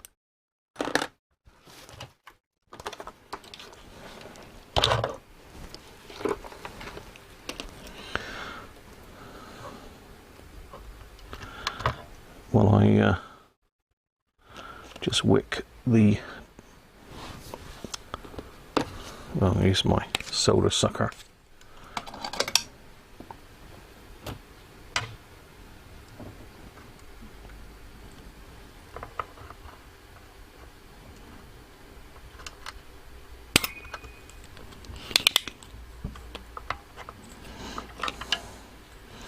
Who put the ESR meter in the way?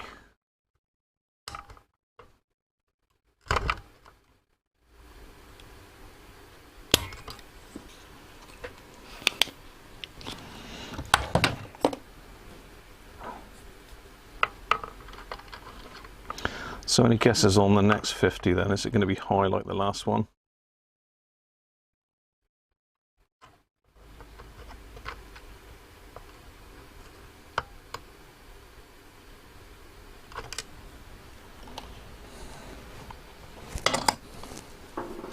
$66, afternoon David. 78.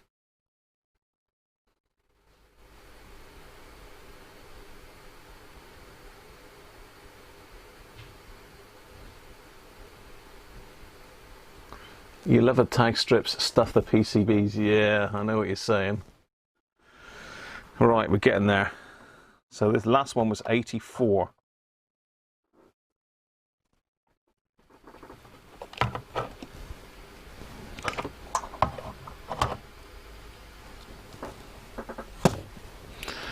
I'll have a swig of beer while you're thinking about that.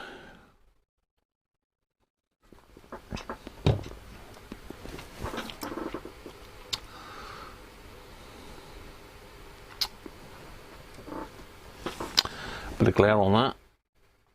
Here we go then.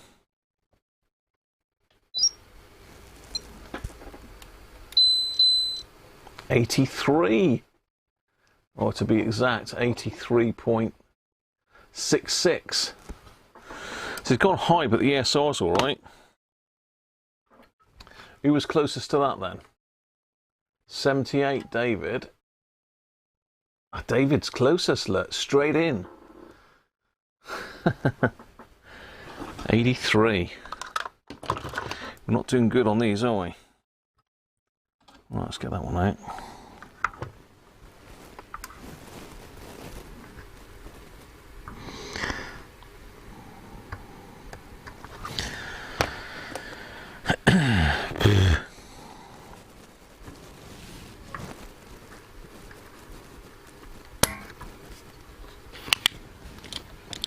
That don't seem to be picking a lot up.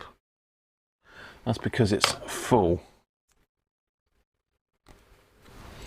It is full.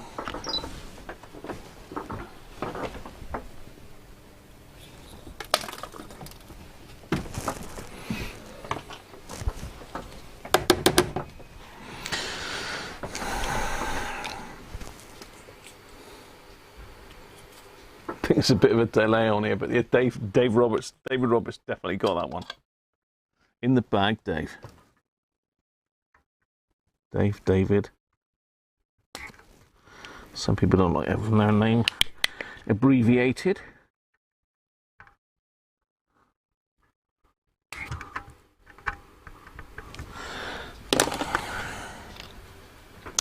So these are a little bit weird because they're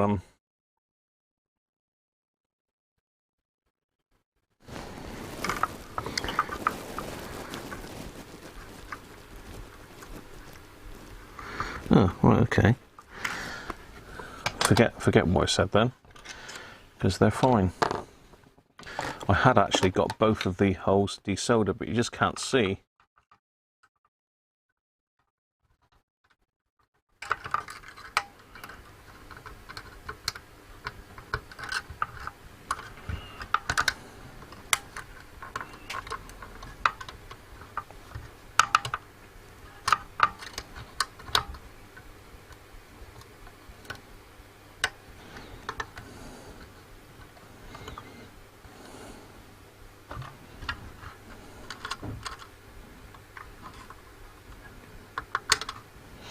I want to sort of try and get them lined up nicely if I can.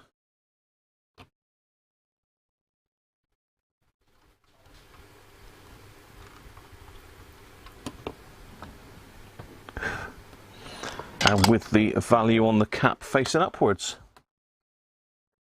Good practice and all that.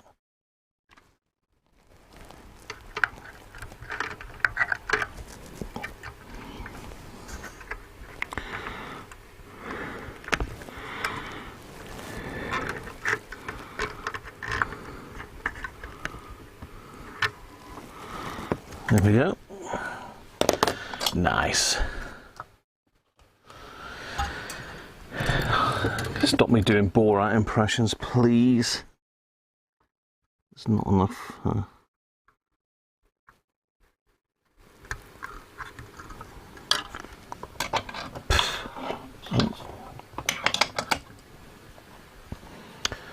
Right, that's done.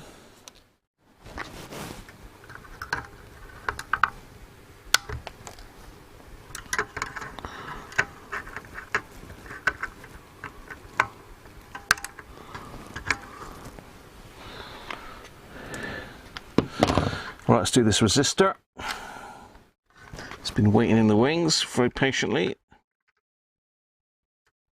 So these are paralleled up with these caps on the cathode.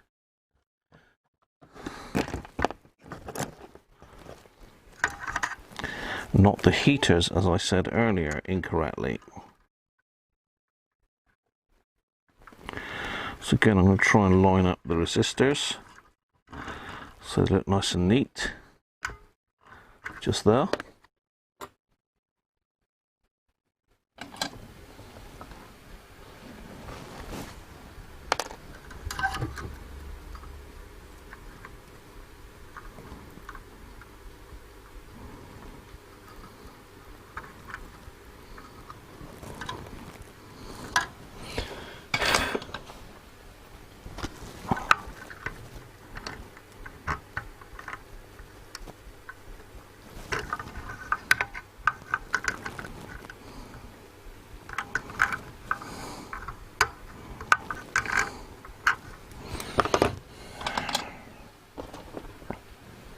Shame I've got to have that standing up one really, but it's high voltage and I haven't got any axial, so it'll be okay. If I was doing this as a restoration, I wouldn't have it at all. It would have to be axial or nothing. Oh, fussy git, am I?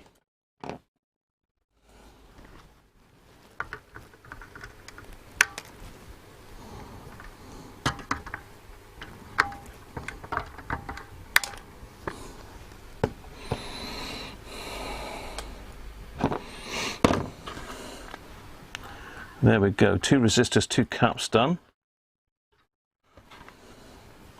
We've got to get this cap, no, I don't know why they've gone there, so it's to avoid that bit of wire, but we should be able to wangle one in there, I think, without pulling that resistor. Or should we pull that resistor anyway and just check it? Let's pull it and check it anyway, I think. Being we're in here. Make it easier to get that cap in and out.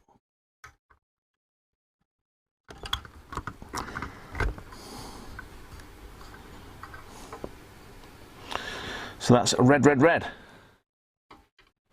Red, red, red. Red, red, red. Red, red, red.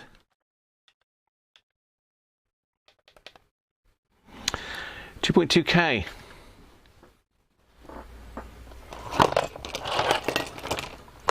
2.2K then. What do you reckon on this one? 2.2K. I don't think we'll stop guessing resistors as well. Let's have a look.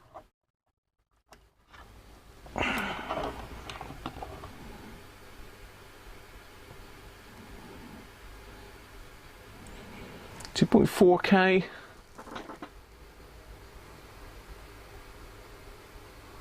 0.2K out. I've got a 2.2 here. Handy.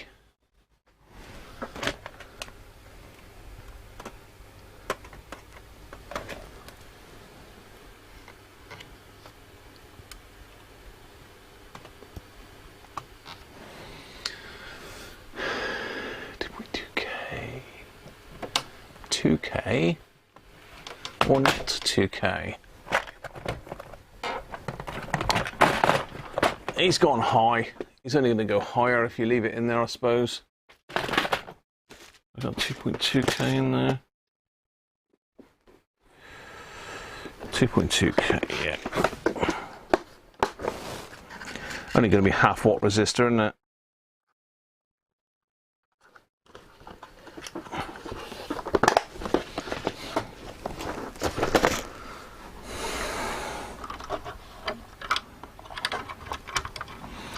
Try the new one.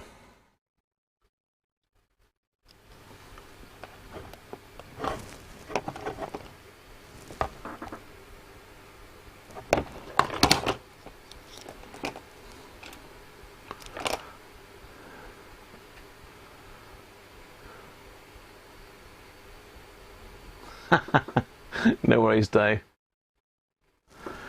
Whew, I'll tell you what, it gets flipping hot with this thing on my head. Right, so we've got one of those going in. Let's take that off for a minute. Have some more beer, that helps. Cheers, everybody.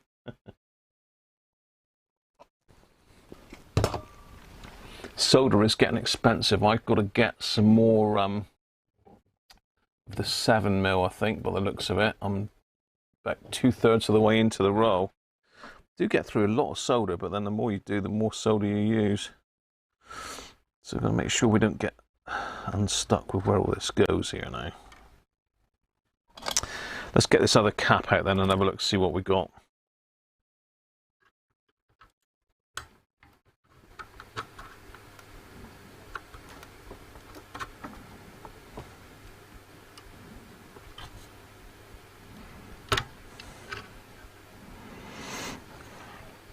Oh, this one looks like it could have leaked. So another 50 microfarad then.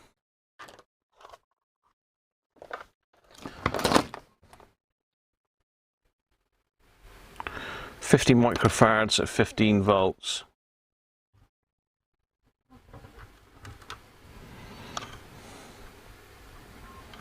Guesses, please.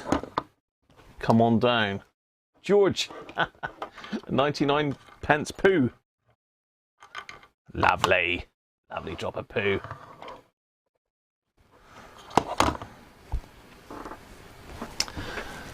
Let's just zoom out a little bit. You can see everything then.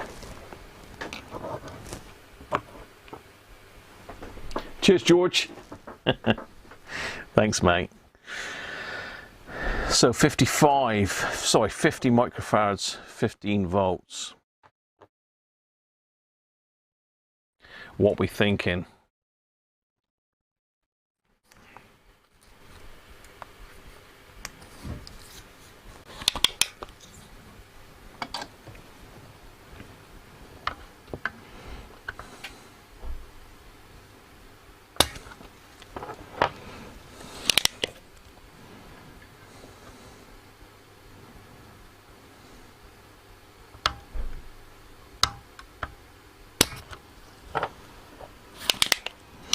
Hopefully they're slamming the doors, the car doors next door for a reason, and they're going out, which would be nice, wouldn't it? The peace.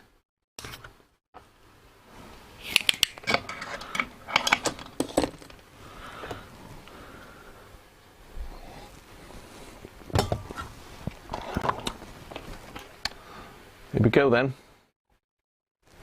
If you haven't placed your bets, do so now.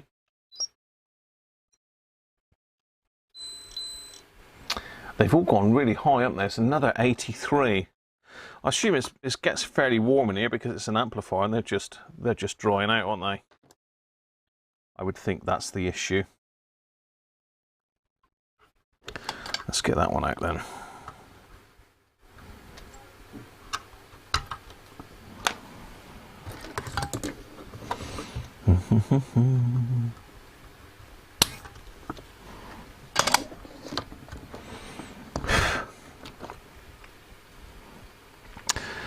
So these are sort of going like that and up, really. One sort of snaking around. Bit of snaky on that one. So again, I'm trying to keep it so as the lettering is on top.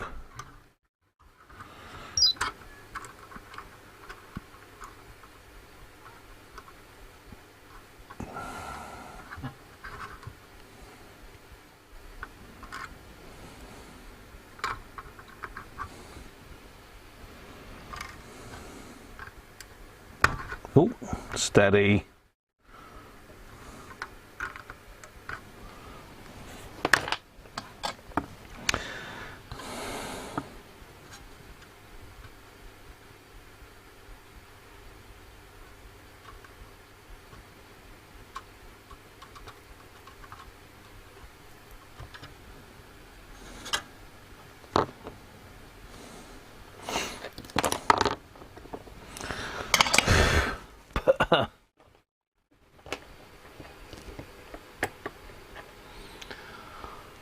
Hi Vernon, how are you?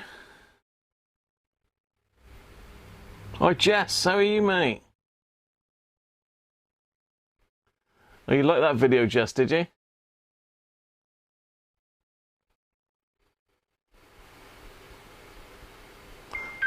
Yeah, I bet you're still not brilliant. Yeah, a nice little setup he's got down there, Nick, isn't it? Nick's got down there, Jess. Up there even. Christ, what's going on today? It's because of the flipping racket next door again. God, they just can't play nice.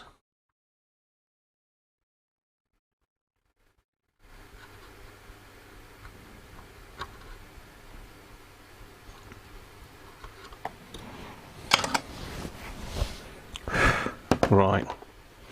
We're getting there.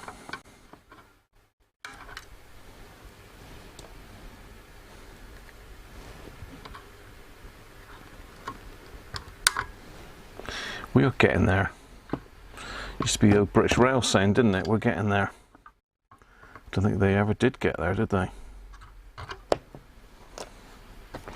Right, let's change this 22K while we're in here. Must make sure we do the other one in there as well.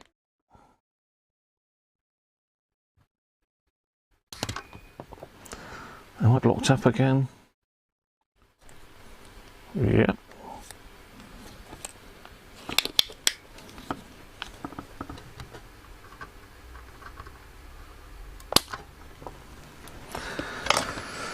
Right.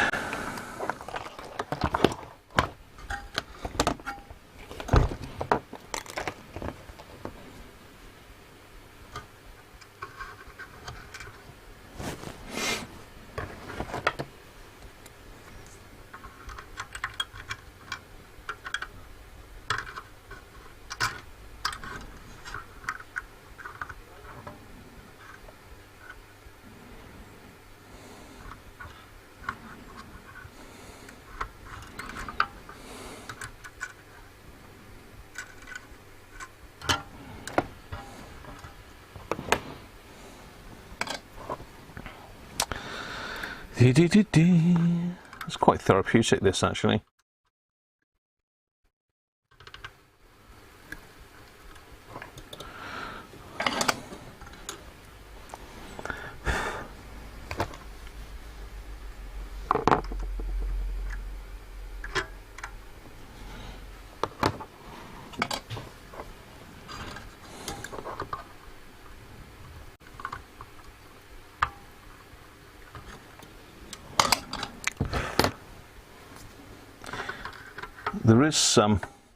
There is a couple of these on eBay at the moment.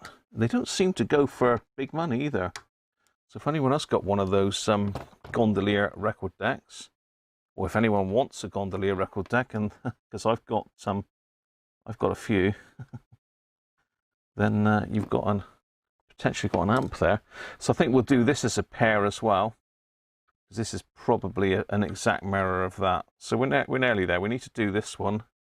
That's next on the line. So this one is 16 volts, 16 microfarads at 275.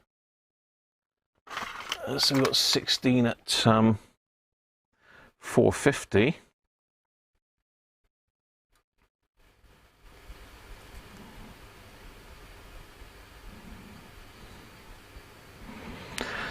I think we've already measured that one, didn't we? Yeah, I think we did. Did we? I can't remember now. I'm sure somebody will remind me. How are we doing on the chat? We need Babylon here. Too many strange people, accents, and a dodgy hosts. What?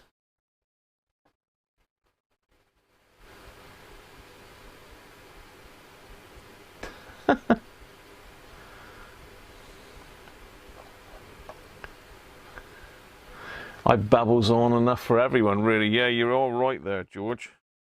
Vernon should know that by now. It was my fault. He's got an amateur radio license, really. I'm partly to blame.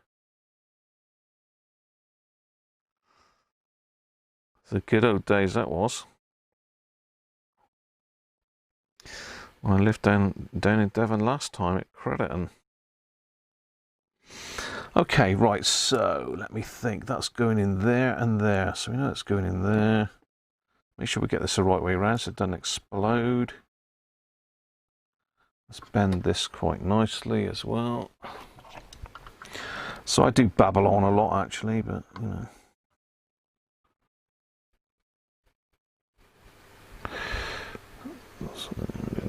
Let's bend that in there. That'll do us.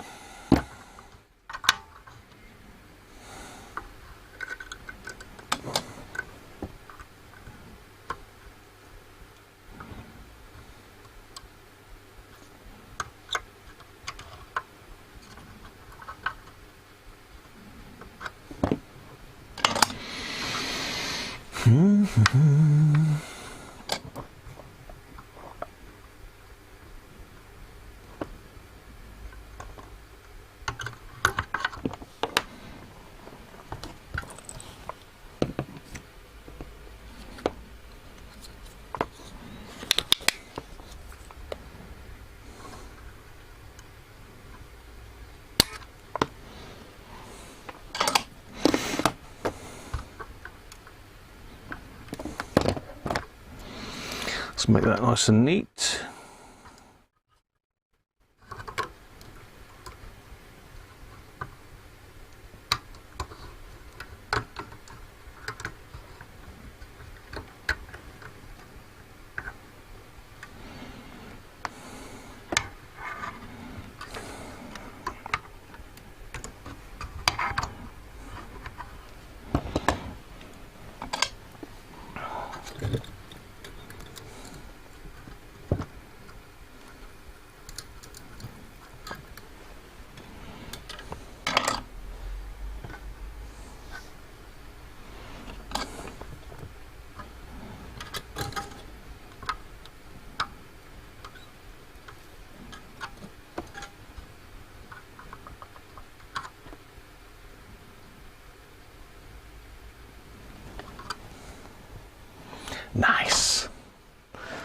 looking nice.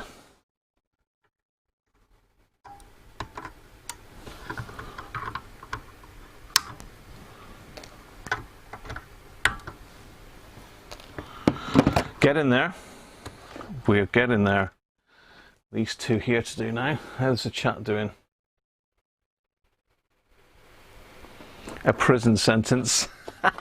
19 years, Vernon. Is it really? Flipping heck.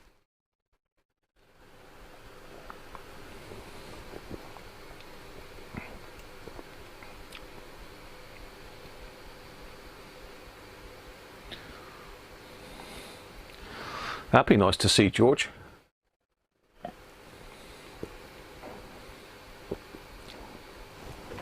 Signal path is very good. He's mainly amplifiers. I mean, I don't think yours is quite complex, Nick, but it is interesting to follow, mate. It's interesting to follow, definitely.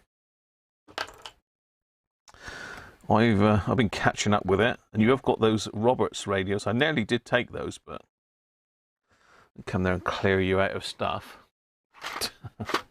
Would be very nice, wouldn't it? Yeah, Graham came down the other week and took all my stuff away. 2.2K. So we'll do this resistor and we'll do the cap as well as a pair, because the other ones are a pair. And I believe they go off and feed the valves. Yes, they do. Valves with an O.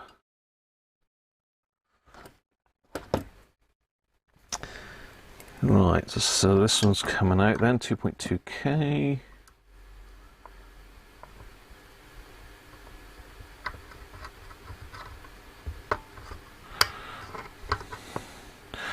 So we might have to get some records out, especially for those people that have done super chats. They can choose a tune. We might do it on the phone actually, the telephone. Because I can stick the phone in. I don't know whether I need a switched phono, sorry, a long phono plug or not.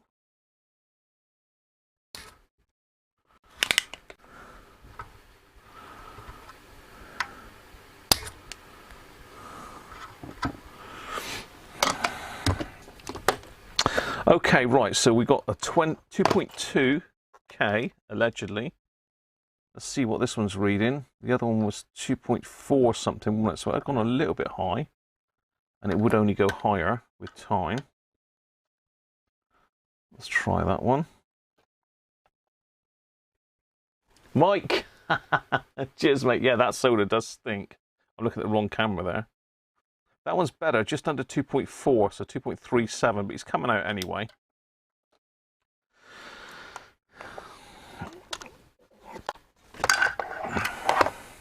And I've already lost the replacement. I'll tell you what happens to these.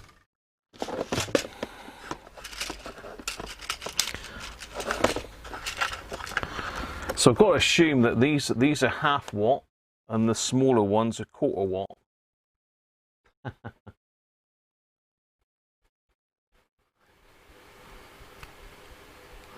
You come on to be educated, you don't know if you've done the wrong thing.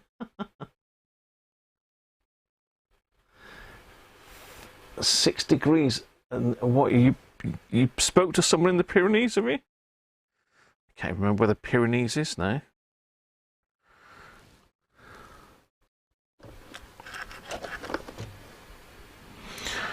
Okay, so we've got another 50 microfarad at 15 volts. What do we reckon then? Come on, this is your last one. Last one, another 15 at 15. 50 at 15, sorry. We're your Mankini Benji. We want Benji and his Mankini again. Not every day. We can't stand it every day. We've got to have a break from it.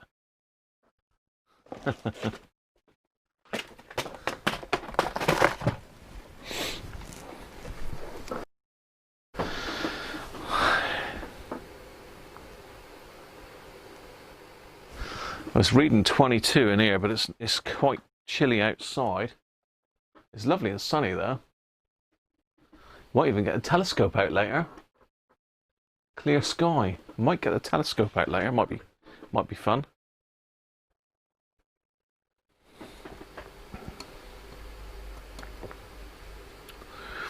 There were 0.6 watts, really?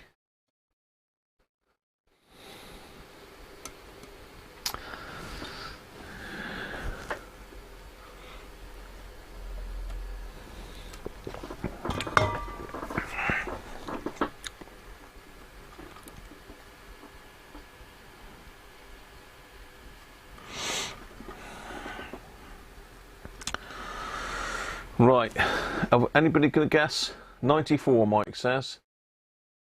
Mike's the only one that's guessing. Right, okay, here we go then. 85 again. They're really gone high, haven't they? All those 50s.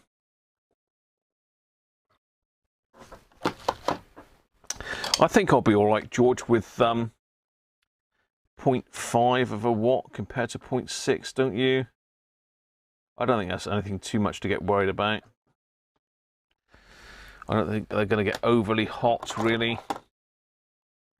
I will have a look at the moment in a moment. Oh boy, whereabouts in the circuit there? I think they're on the other side of the cathode.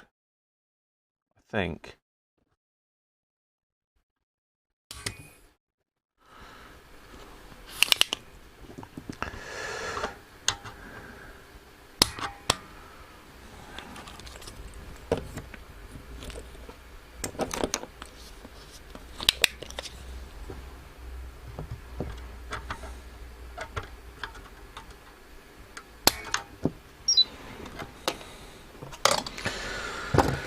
Right, let's pop our capacitor in.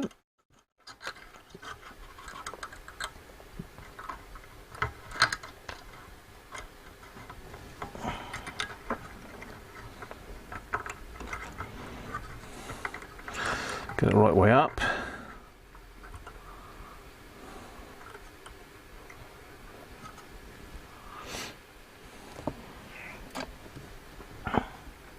Is that in line with the other ones? I think it is.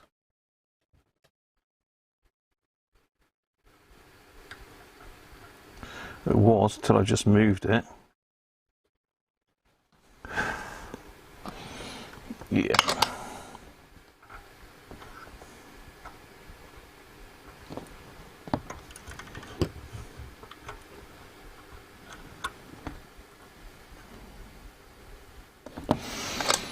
There we go.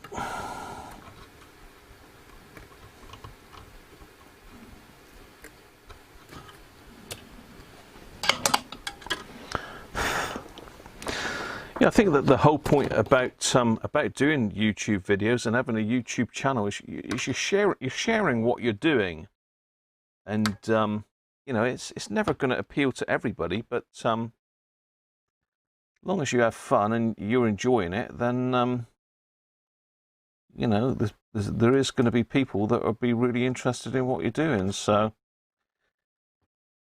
and people will use it as a reference. You know, you might not get any views for a long time, and then all of a sudden it might just go mental, where somebody decides that they've got a bit of kit that you've fixed and they need some help, or they've put something back wrong and they can't work out where it goes, so they watch your videos back, and it's really helpful to them.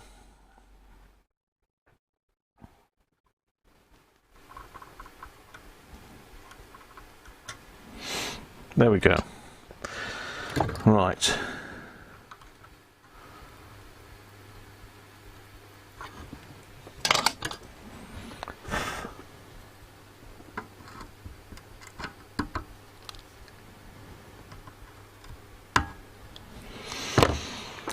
There we go. That's that lot done. So there you go. I don't know what you think of that. Looks pretty good to me.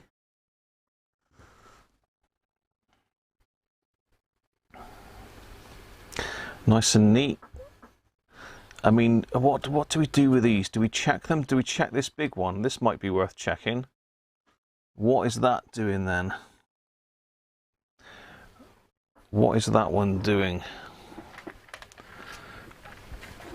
That is a brown, green, red.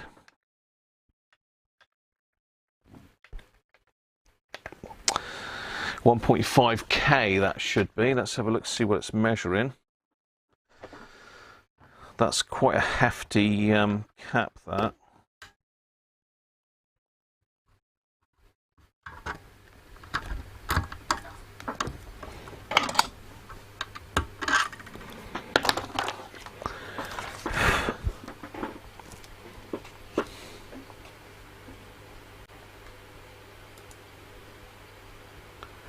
Is this nicked equipment? Yes, this is Nick's equipment, Simon. How you doing, mate? Cheers, Vernon. You got a net on 20 meters? Catch you anoraks later. What's the smallest radio I've ever worked on?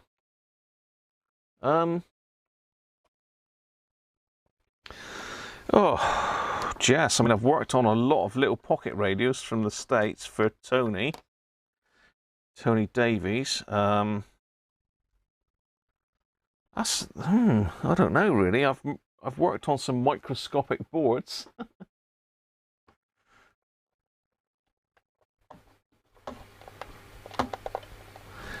Right, so what did I say? That one should be 1.5K, didn't I? So it's gone up to 1.7K.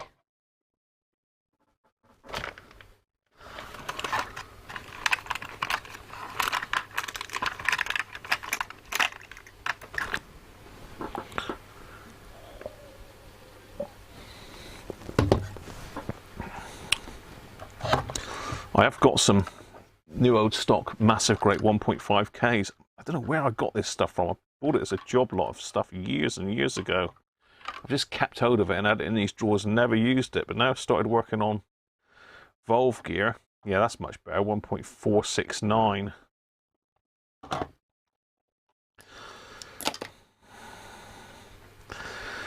Let's bang that one in there then. Notice they've moved that away because I suspect this one gets quite hot then.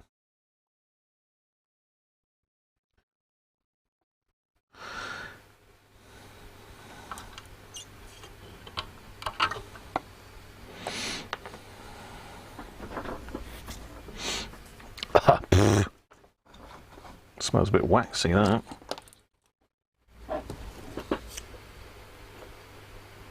Yeah, it'd be good to get you on air. Afternoon, Peter. 13HN516. How you doing, mate? Sinclair Micromatic. I do like those, Mike. I've never had one here, but I wouldn't mind getting older one to have a play with. To be fair.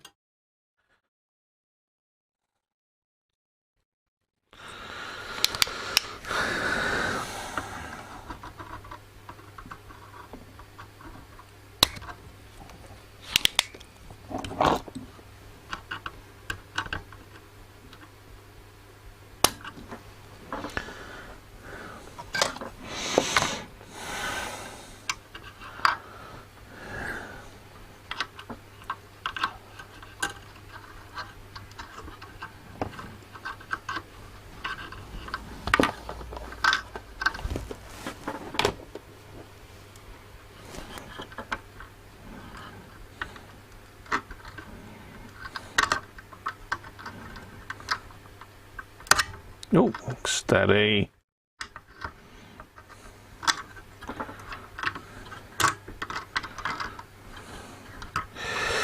So the other one was sort of spaced out there a bit, wasn't it?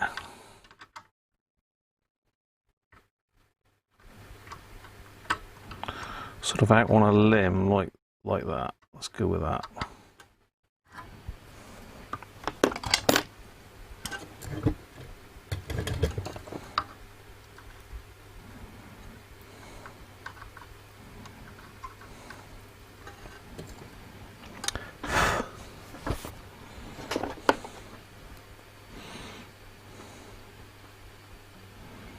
Seems a shame to leave this one in, doesn't it? I suppose we ought to pop that one and just have a look while we're in here. It's never ending, isn't it? How far do you go with it?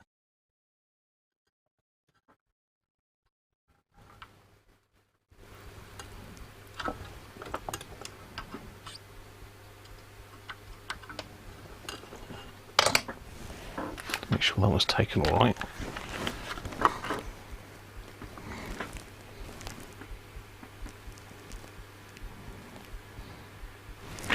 Yep.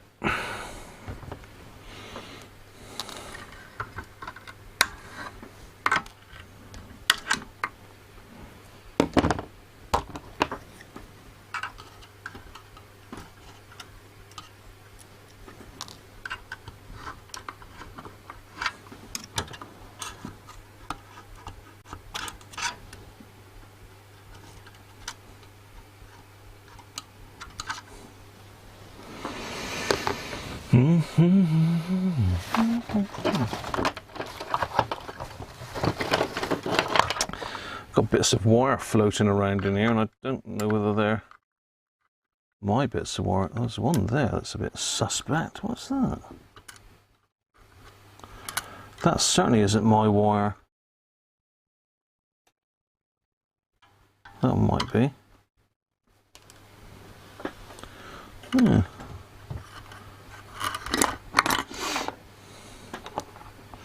Okay, so we've got a nice new resistor in there. Let's just pull this last one and check it. So it's brown, black, orange.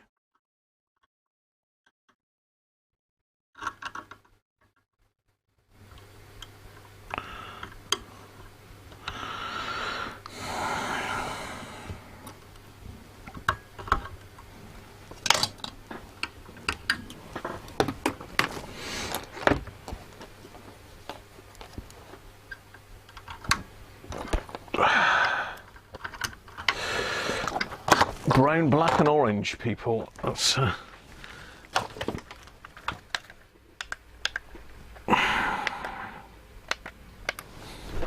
10K. So I'm just going to nip to the loo. We'll have a guess on 10K.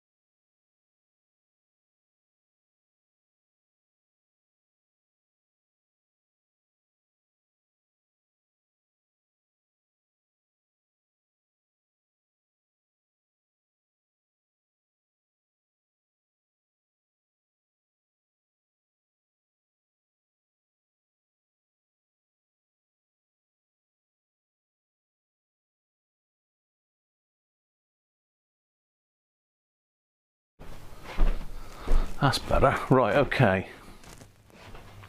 10k then. What's it going to be?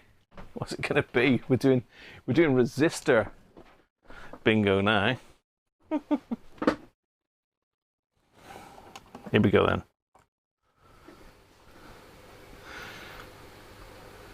Wow, that's pretty good, look. 10.16. That's pretty good. So we'll leave that one. That's on the HT line, isn't it?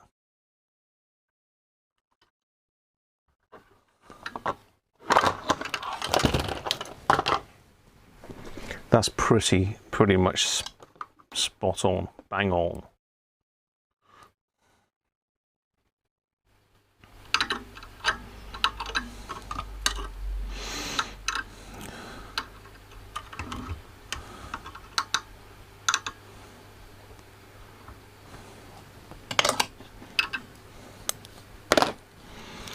What are you doing now, Graham?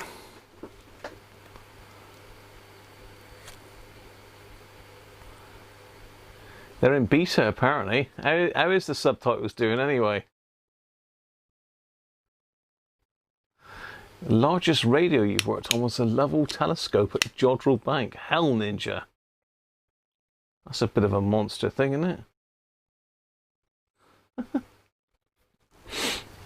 And when are we going to see another Aston video then, Aston?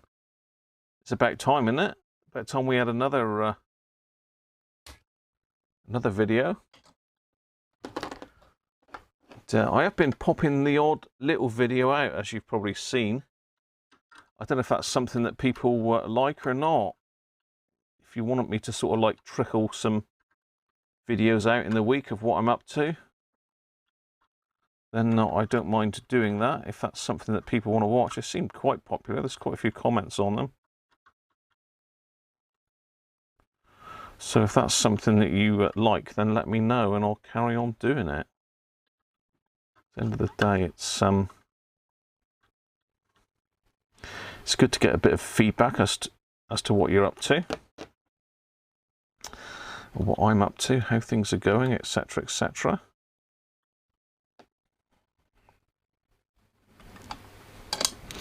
Let's just pop that one back in. So is there anything else I should be checking while I'm in here then, people? So we've cleaned all the valve sockets, we've cleaned the valves off, we've done everything on here. I mean, this cap is unlikely to be out. We've got a couple of resistors up here that could be dodgy. Red, yellows. We know that one's slightly high. That needs changing in the future. The one over on the filter cap. We've got a couple. We've got what do you call that? I can't remember it now. Where you take the feed off of a pair of resistors, take it off the center point. That's actually ground.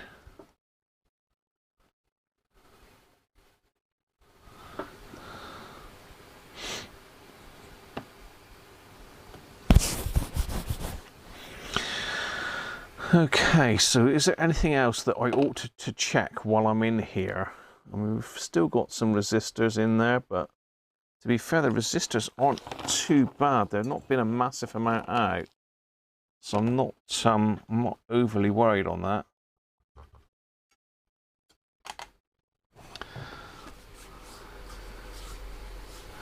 Where do you find good quality Hacko 9.3 tips on eBay? I don't know, Sam. I haven't got a Hacko. Mine's Pace. I buy the Pace ones from Farnell.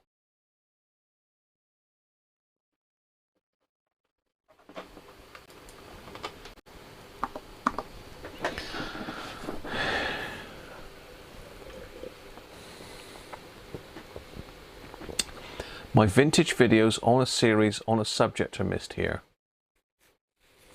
Potential divider. You're right there, Peter. You got it. Yeah, basically two resistors in series with a tap taken off of the join.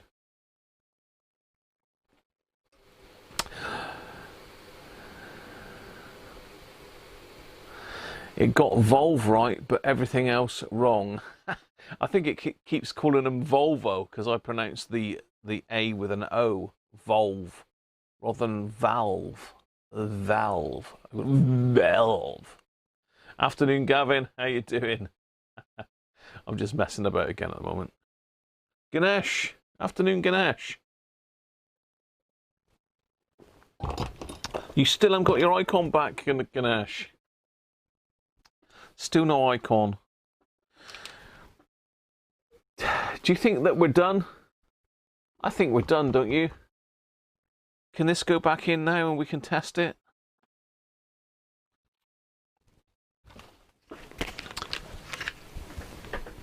I think it can. Well, those 50 microfarad caps were all rubbish. Really high. I'm hoping for good things out of this. It did sound really nice at, as I say, when Nick played his phone through it. There's no hum. Obviously, the filter cap seems fine, doesn't it? I think I will do the filter cap, and I'll get myself a big 2-watt resistor. If I'm a 200 ohm, I'm not sure. I might have a 200 ohm somewhere, I don't know, but I'm not going to start digging everything else out to look for it now. To say the date code on this stuff, June 70, and this says June 70 as well. Shame to get rid of them really, because it does date the radio. I suppose I could write it in there somewhere with a pen, couldn't I? I could write it in underneath here, perhaps with a. I could write it in underneath with a Sharpie, just for future reference, because I'm getting rid of a little bit of its. Oh, hello. Shush. I've just cocked my clock up now. I'm getting rid of a little bit of its provenance, aren't I? So if I write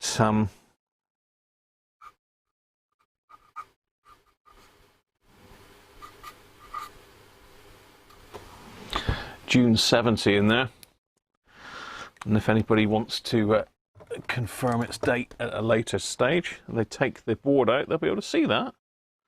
I'll think, oh, that guy that used to be called Radiocruncher all those years ago worked on this one.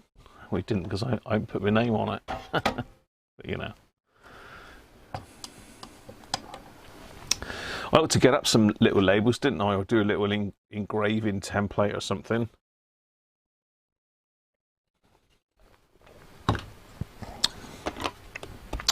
You used to get those little tiny gold labels, didn't you? You could stick on stuff with your name and address on. Get something like that. I think this is going back in. I think we're going back in, people. We're going to go back in. I will give the volume pot and the tone controls a squirt though while I'm here.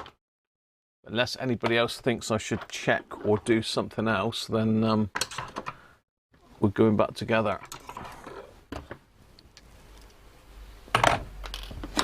Just clearing some space here because it does take up a lot of bench space.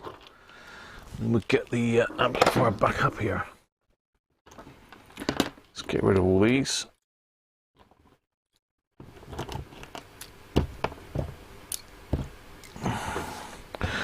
I have got quite a lot of Evolve stuff coming up as well. Also got transistor stuff as well, but got quite a few Volve radios piling up here at the moment that I need to get done.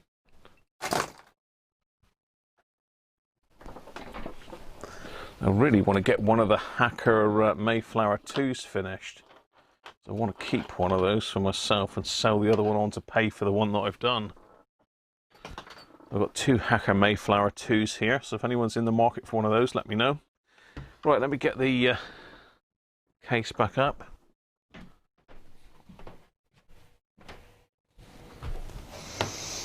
How's my microphone batteries doing? I must keep an eye on that, otherwise I'll be silent again. Oh yeah, plenty of meat left in them yet. You did those. What did you do, Nick? Oh, you squirted the volume controls on that, did you?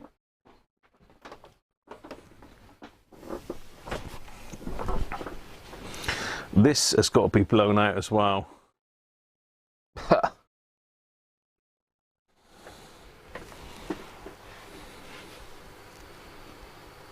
I must get the Hickok done, Doug. Yeah, I really must. Mr. Resonator must be really gutted that I haven't done it yet. I do apologise if you're watching, Mr. Resonator, but it's one of those things. It's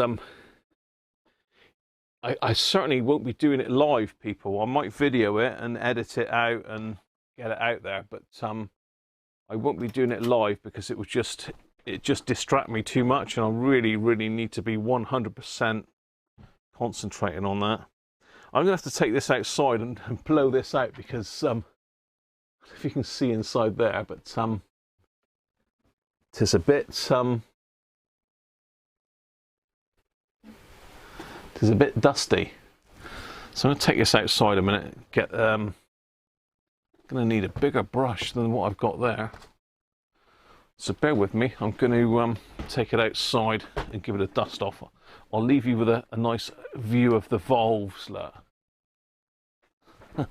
A nice valve view. Right, let's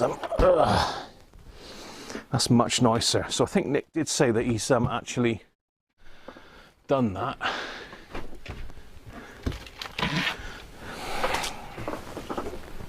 It's already giving the switches a squirt. Is that right, Nick? Technical term for squirt is a squib. At RR, for some reason, we always said squib. Not sure why, but squib sounds better.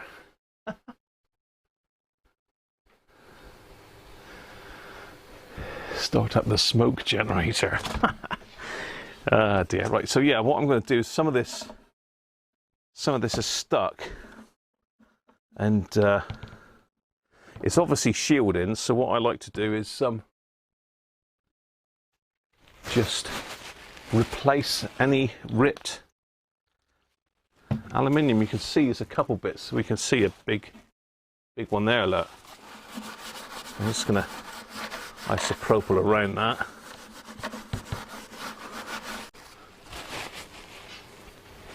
So have any of you lot decided what I'm doing for Christmas yet then? Because we've got to start thinking about it soon. It's coming around. I was hoping to get up to 3,000 subs for Christmas, so if you're watching today and you're not subbed, then please, if you wouldn't mind hitting the subscribe button, and don't forget to click the little bell thing, and you'll be able to see all my releases coming out, if that's right.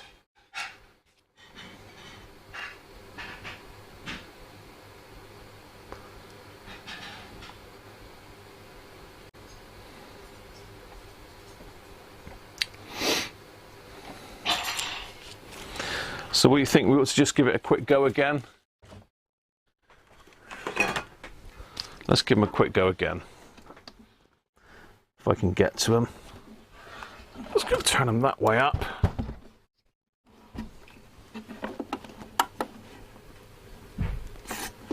I'll tell you what, this deoxit stuff, it's just not, I don't like this new nozzle.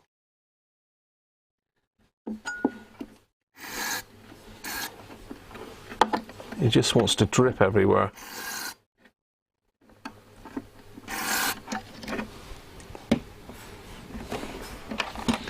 Turn it that way up. Let's try that again.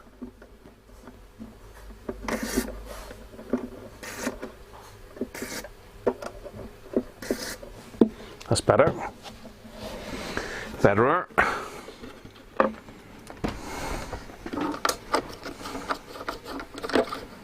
think you said they were a bit scratchy, Nick, didn't you? Just pull them away from the black bit a little bit so they don't scratch the panel. I'm just giving them a wiggle, giving it a wiggle. Wiggle, wiggle, wiggle, wiggle. I'm sure there's a song about that one there. Wiggle, wiggle, wiggle. Wiggle, wiggle, wiggle. So these have got no Chinaman's hats on them, so I'm going to need to buy some Chinaman's hats to put on them. Someone's painted a white bit on there as well, look. That'll have to come off. The Chinaman's hats have got like a little hole drilled in them. I think they're silver on these. I think there is a seller on eBay that recreates them for the Dan sets, I think, but whether they fit these knobs, I don't know. I'm 3 short here, by the looks of it. I've got some from a gondolier here somewhere. I did have. Where are they gone to then? Yeah, there we go. So this is what they should have on them. This is from my gondolier record player. They should have these little silver hats on them with a little hole in. So I need to get some of those ordered. Let's have a quick look what size they are actually. Let's have a quick look at the size of them. What diameter are they? What diameter Chinaman's hats do we need? And then perhaps somebody will look that up on eBay for me while I'm doing this. Somebody? Maybe?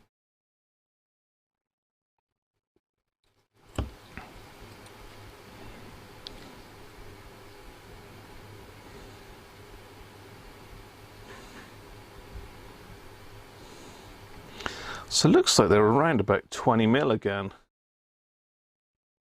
Maybe slightly bigger. Oh, hang on, that one's coming off. Oh, that's quite handy. It's actually come off, look. Even better. Right. Let's have a look. Fraction over 20 mil. So probably 21 mil, 21 mil, look.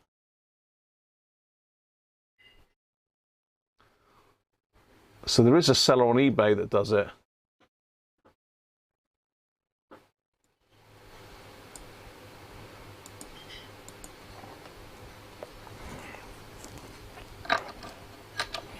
So 20 mil Chinaman's hats. Yeah, there's a guy on eBay. I can't remember what his shop's called now, but he does a lot of stuff for the Dan sets, and I'm sure he sells those. So you need to be chrome and around about 20 mil. Make my own Chinese hats. No thank you, Benji. I've got better things to do than make Chinaman hats.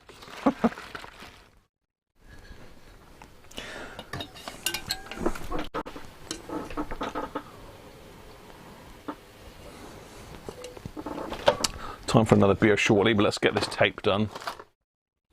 Let's pop the silver tape back in. As I say, it's only shielding. It probably doesn't matter these days, but I just like to stick it in there. And this is just aluminium tape. You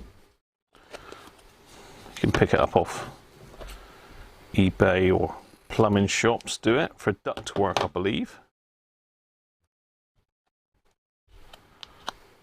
So Mrs. Cruncher upstairs for some reason. She could be going in the hot tub. And she did mention having a go in it. It's going to be hot tub time. I'm missing out on hot tub time. I'll say, I just think it looks nice to finish it off. It's better than seeing a ripped bit, isn't it, when you look in the back of one of these sets. There. Much better.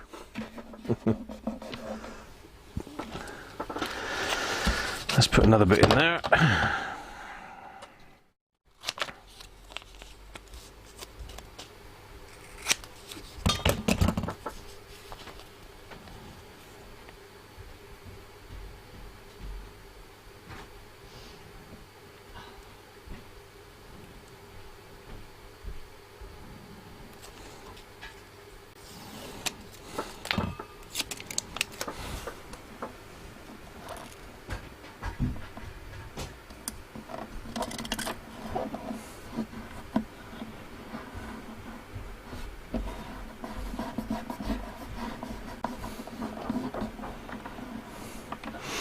Yeah, I think the base had stuck to that. When I lifted it out, it ripped a bit. So a bit of that. There's a bit over here.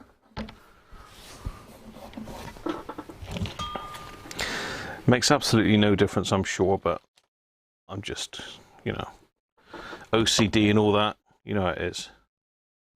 You know how it is.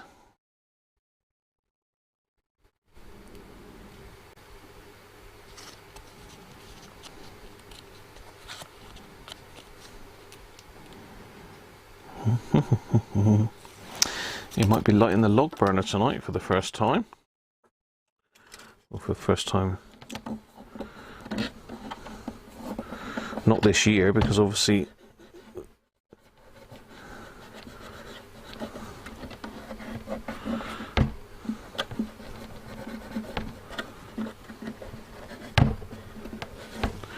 there we are. That's covered up me bit of ripped bits of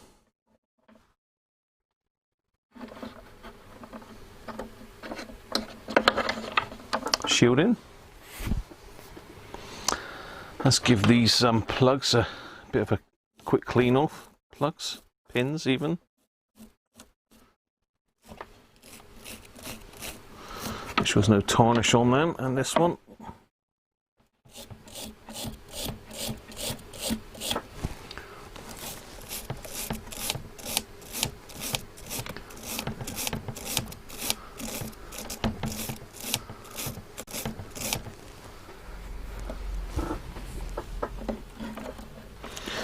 Cheers, Sean.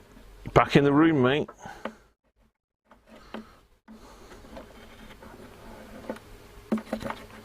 I don't know where all my moderators are today. I'm having to moderate my own stuff here. What's going on? I'm going to have to promote some other people. Mr. Andrew Alsford. I haven't seen Andrew today. I don't know what he's up to. Gary's sort of about. Some.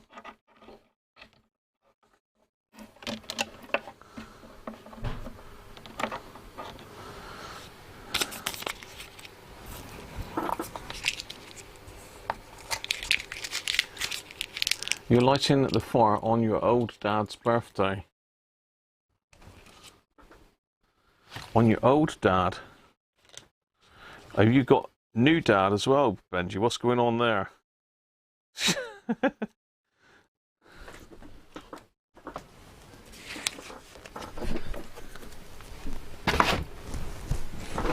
Right, we are good to go. We need to tighten up those speaker connections.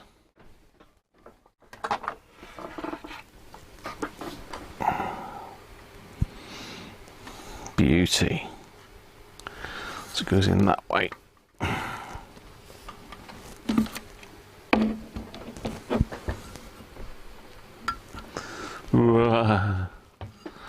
Let's not rest it on the valves, Graham. Behave.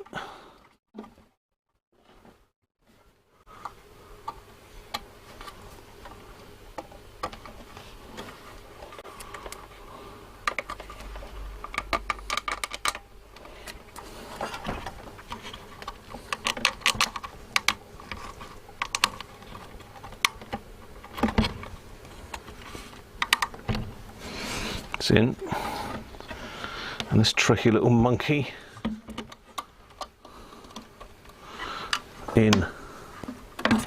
Oh dear, that's heavy. Right, I've got to remember which way around those wires were. I know I did take a picture of that, didn't I? If I can find my phone in amongst all the junk. And a beer, it's beer o'clock time soon. I've got to put that back in as well. Idiot.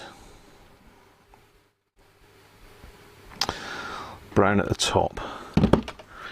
Right. Seem to be getting a lot of beeps coming through.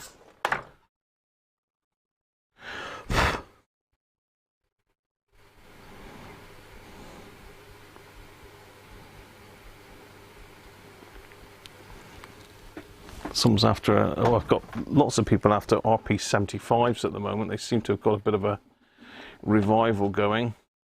I think I'm going to need to screw that in first, actually.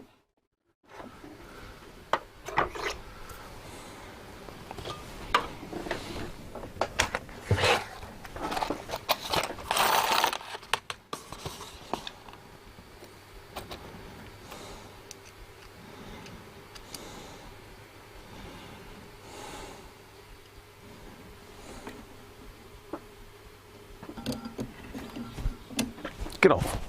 It's a fly in here now. Sorry, I'm not going mental. I'm not going mad. I'm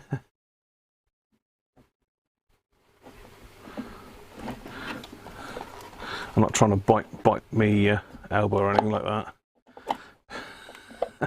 Bite me shoulder.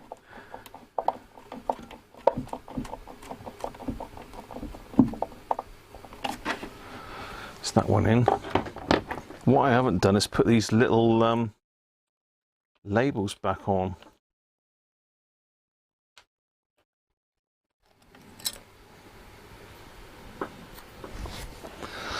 Let's PVA those back on. I'm not sure where that one came off of. That was off the transformer, wasn't it? Yeah, so let's stick those little labels back on, shall we? Or should I do that? I'll do that another day. So we've got our little thing. I'm gonna have to get the sticky off of that. So we'll do those another day. It's not easy enough to take the back off. Now, have I forgot to do something? So those 4 are for the bits of wood. That one goes in there.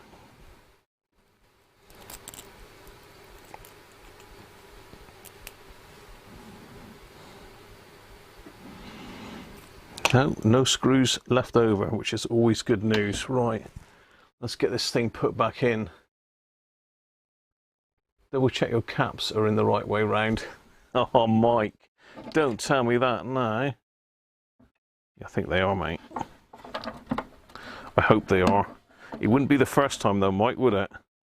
As you're well aware. Otherwise you wouldn't have said it. So transistors is my worst, isn't it? Getting them blimmin' Russian things in the right way round.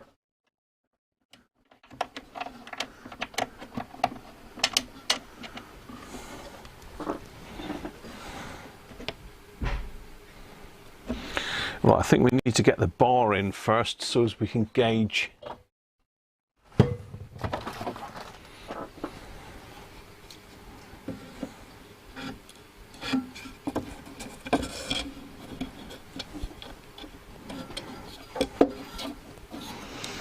I should still be able to reach in there and get to the speaker leads. Yeah, okay.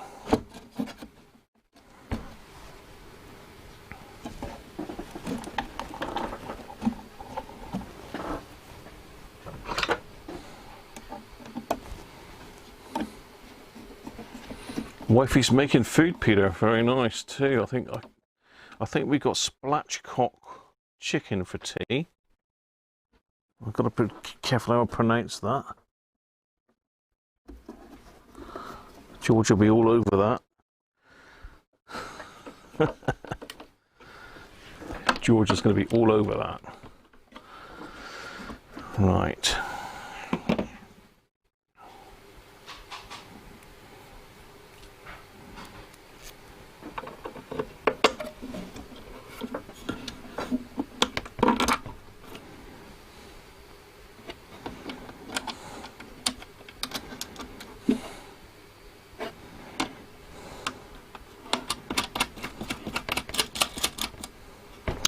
Something I was meaning to do, and I'm sure some of you that are into audio all know a lot more than me, but was making up a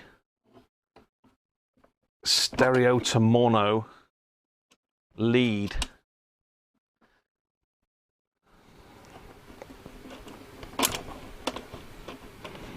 Because I'm assuming this is just a mono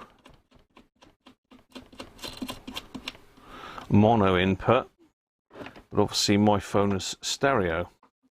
I can just connect one side of it, which I'm sure probably won't hurt, but does it fit in there?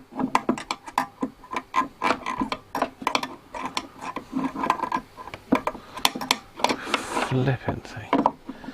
They've just made this just slightly too,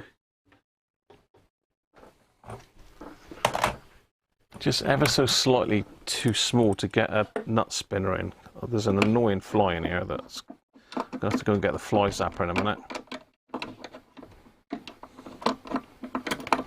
Then he's going down.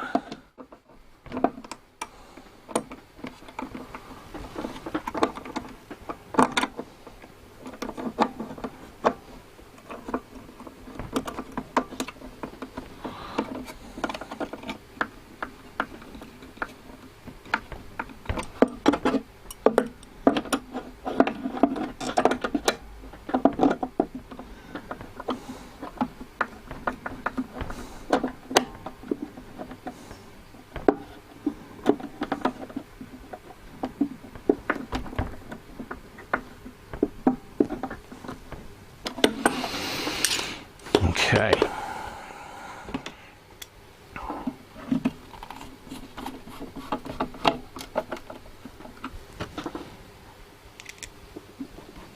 We're getting there.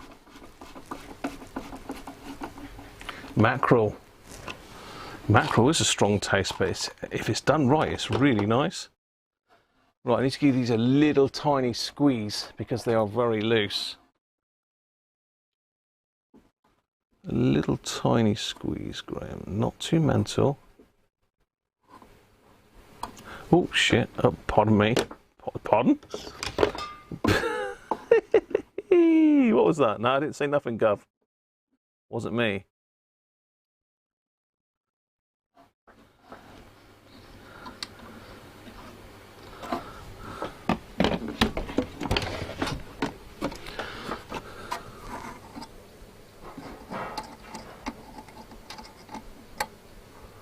What weird.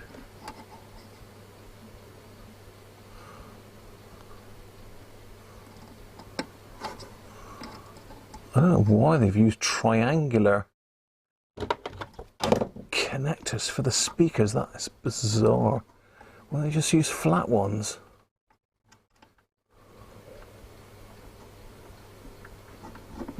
That's better. They're definitely tighter. Tight. Right. We'll leave the back off for now. Obviously, you wouldn't normally leave the back off. Let's have a quick look what the fuse is. Should be, what, 3 amp?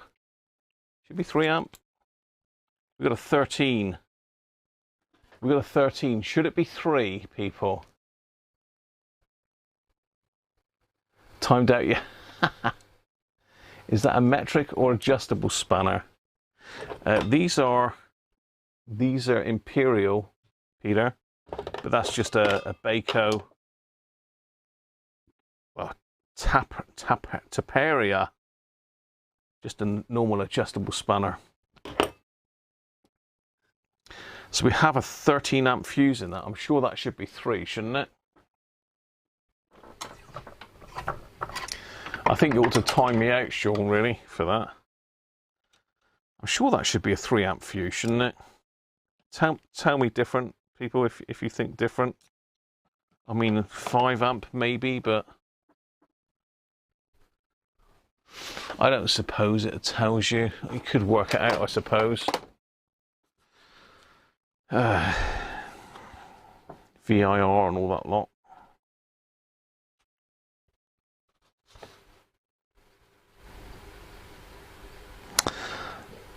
So 7 watts this is, apparently.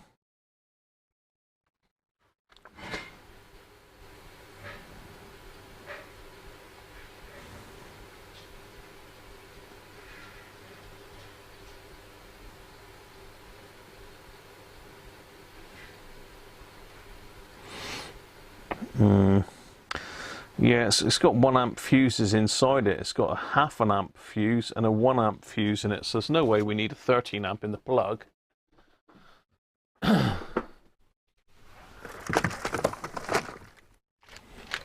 don't think I've got any 3 amps left though.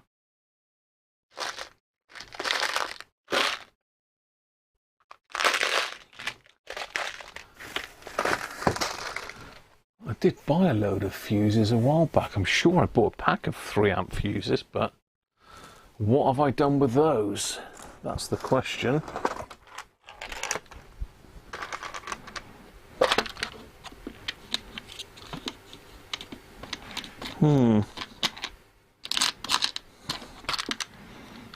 Need to put that on my shopping list. 3 amp fuses. All I've got is a 5, so I'm going to have to stick a 5 in there for now. Better than a 13.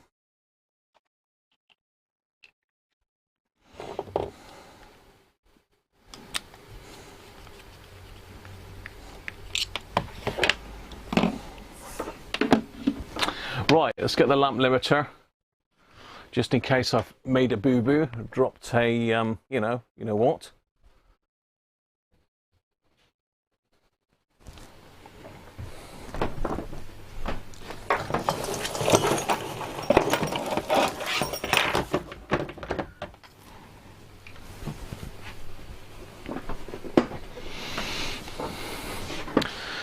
Let's get the old lamp limiter. This sees quite a lot of action these days, doesn't it? Sees a lot of action.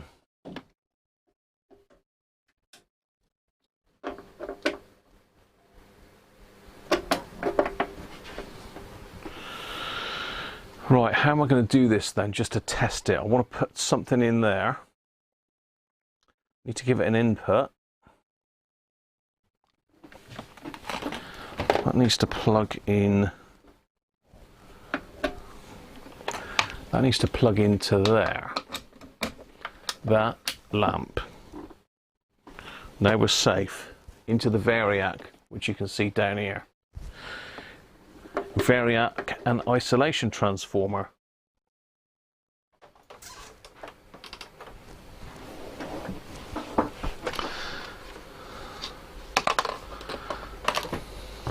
Let's clear some of this rubbish out of the way because we don't want stuff potentially rolling anywhere near the amplifier.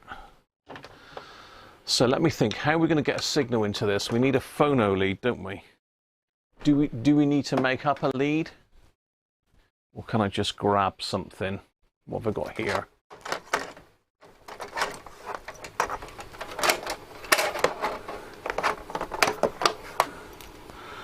Oh no, that's a DIN one.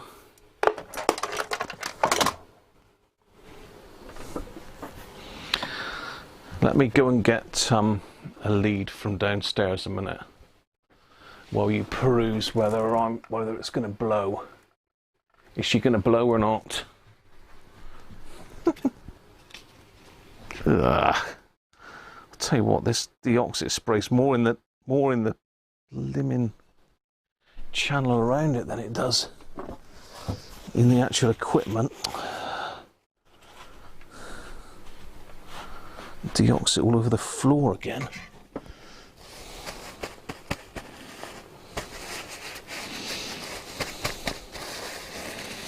Yeah, not happy with the latest deoxit cans really. Preferred the old ones, didn't get that problem with the old ones.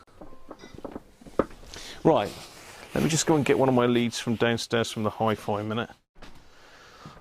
I've got 3.5mm phono down here, but it's a stereo phono. It should work in mono. Right, Coco.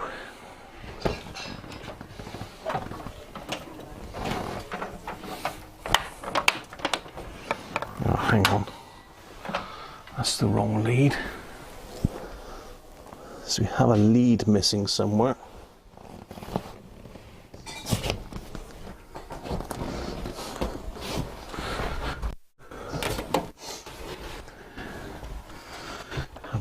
Missing. Okay, no, that's fancy lead for that. Where's my phone lead there?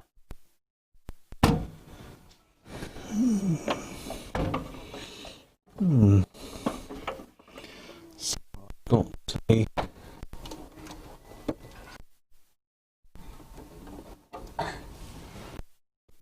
phono to 3.5mm.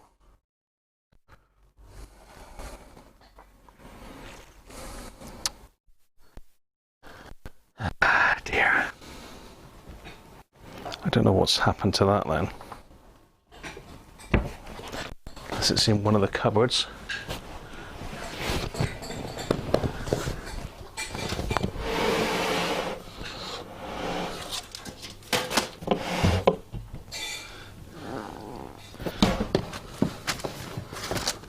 There.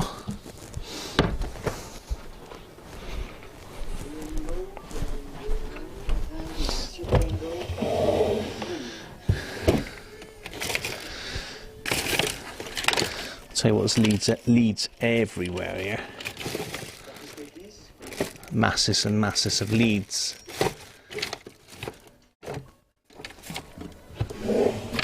But not the one I want.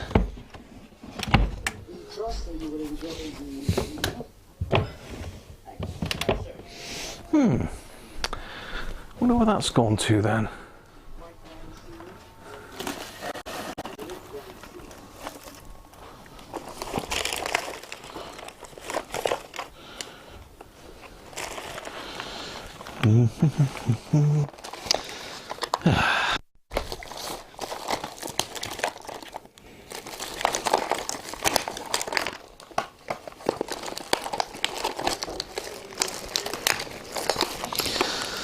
Okay, I'm going to try and make it up some other way then, aren't I?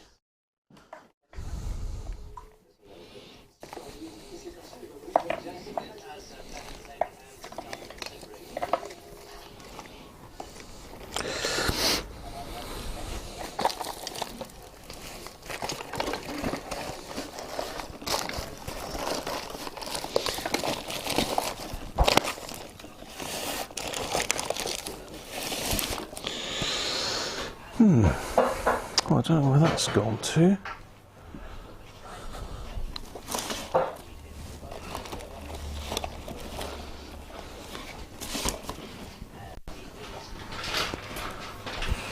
That smells good down there. Right, well, all I've found so far is a 3.5mm to 3.5mm.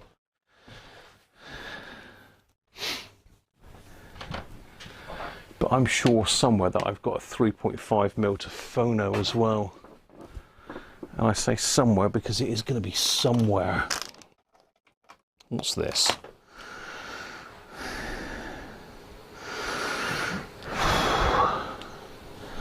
No, that's not 3.5. That's 4-pin. Aha, that might do it. That might do it.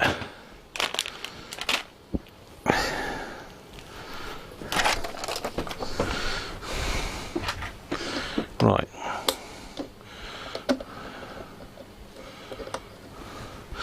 Okay. Do we need an output connected to this to turn it on?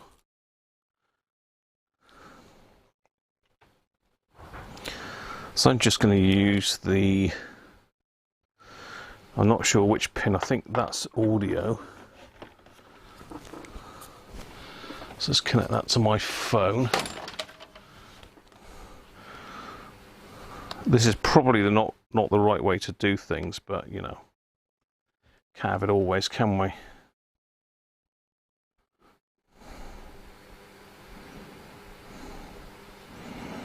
Well, let's go to YouTube, see if we can find some YouTube music, shall we? I'll just play one of my videos. We just play one of my videos, can't we, really?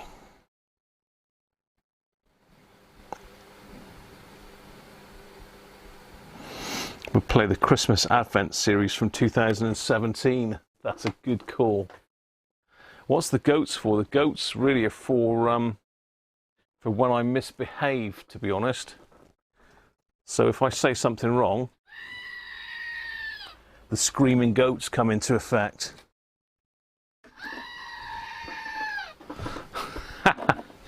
I'm surprised Jess hasn't mentioned anything about goat action. So what have we got in there? I think that's 60 watt, isn't it? 60 watt. 60 watt. It's on lamp. We're switched on. Turn it on. Let's wind it up, see what happens.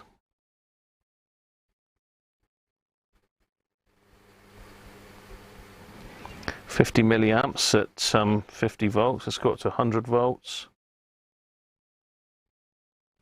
60 milliamps. I'm sure it'll start dropping once they start conducting. If they do, they won't conduct until I get up to about 180, I don't think. So we've not got any glow edge. Let's just pop that light off. So we're watching the lamp there for glowing.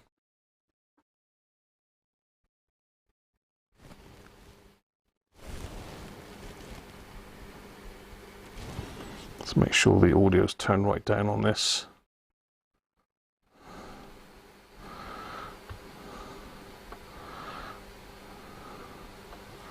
So there's an advert on there at the moment going, so we should hear that in a minute. Can see glowing on one of the valves.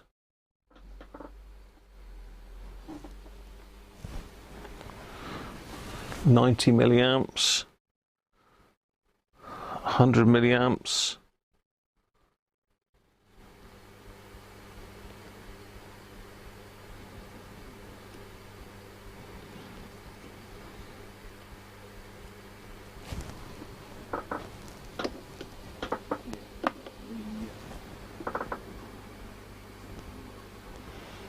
we have noise. We've got a bit of glowing, but I think we can bypass that. Same with this one here. Oh, she works. It looks fine, but it won't move at all. It's jammed. So I've got a donor set here. So my idea is to, because I can't get the cores out, what I'll probably do is just solder these straight in. Desolder these two, pop them in there. That's job done, and it's probably a bit more expensive, but at the end of the day, I don't really want to start trying to take these out and breaking these as well. So it's not very loud. That's the plan. So bear with me. Well, I've gone ahead and replaced AL10 with the one from my donor radio. You can see there's a little bit of ferrite floating around in there. I don't know if it will come out or not. Let's try. No, it's. She's working. Not moving whatsoever. So it's totally collapsed inside the transformer by the looks of it. I can't move it, which is a shame. The problem is these cores are hollow. Let's see if I can. Somebody sticks a metal screwdriver in there, gives it some stick, and cracks it, and it basically pushes it in half and expands it out into the plastic threaded part. Sometimes you can get them from underneath, but this one, I need to literally get a metal screw. It's not particularly loud. There's no hum to it. Well, there is a little bit. There is a little bit of hum there. I don't know if you can hear that. We've got some evolve glowing action going on.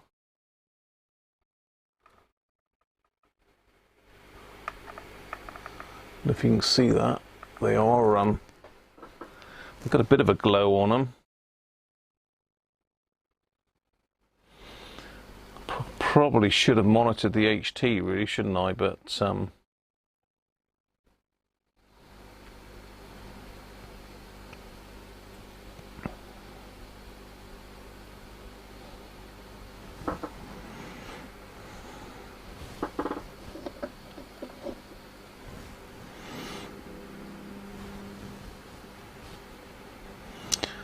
just trying to find the YouTube library, really.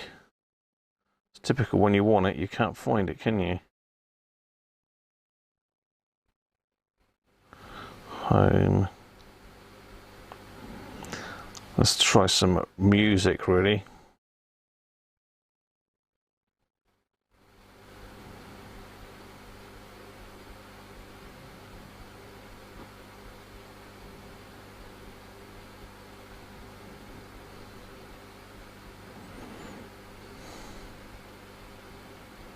Try this.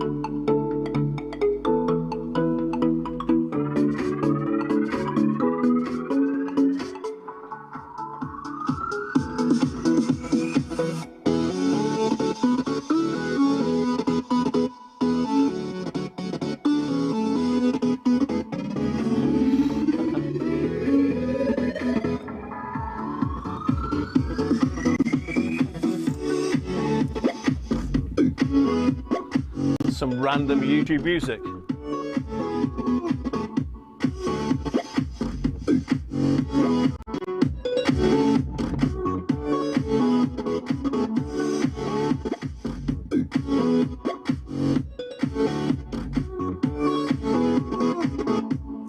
That's flat out from my phone.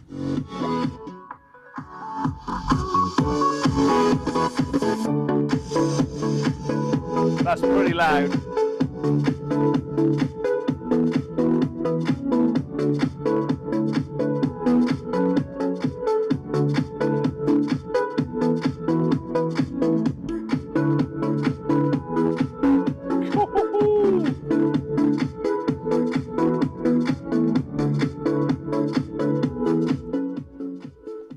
That's working. What else have we got? Up in my jam. Shall we put Up in My Jam on? That doesn't sound right, does it?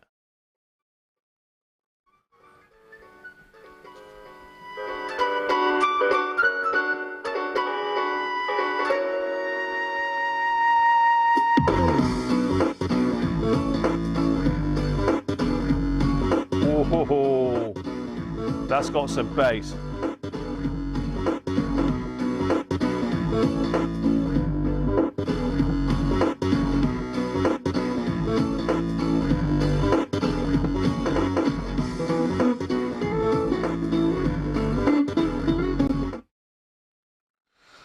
Let's try different ambient chill music. Here we go then.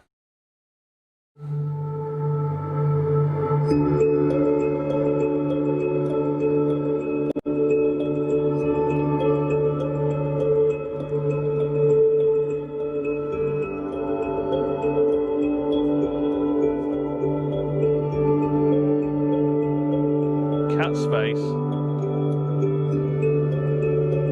Cat's face.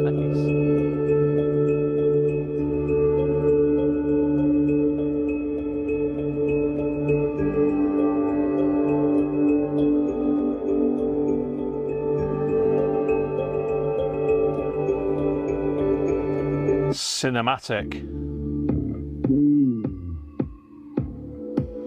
That's just an advert there. Like we can.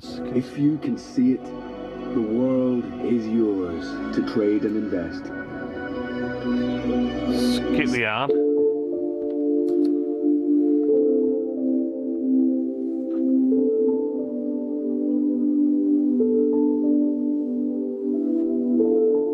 Sounds really good. Cheers, Nick.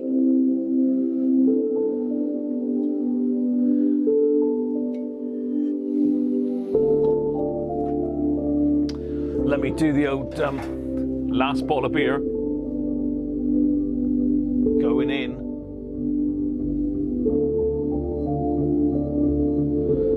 Yeah, we are detached, Simon. But you know, they make enough noise to sod it.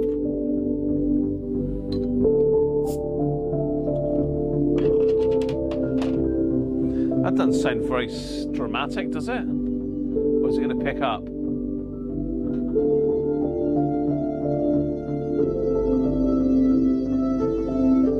It's building, it's building. It's building.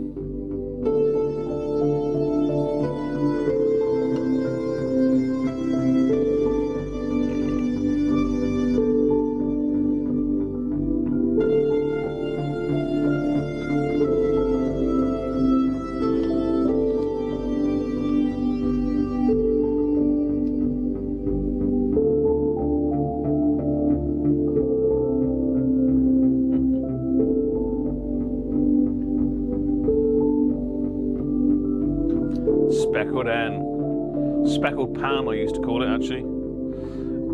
Old speckled pan. Well, that's not a lot of drama, but it's only halfway through. It could still be building.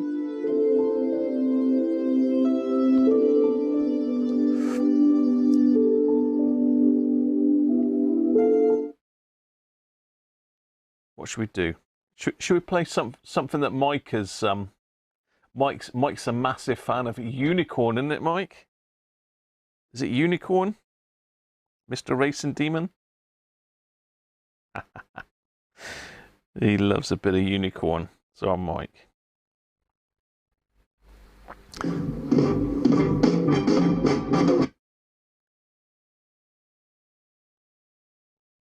Just trying to... This is just every time it lines on one.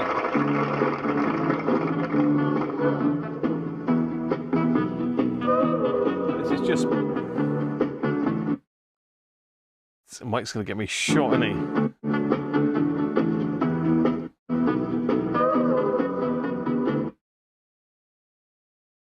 Mike posts loads of music.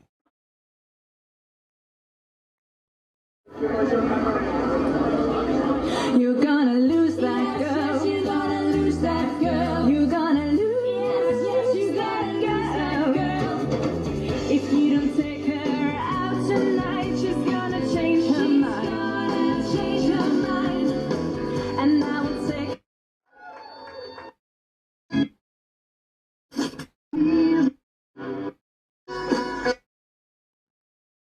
Sorry.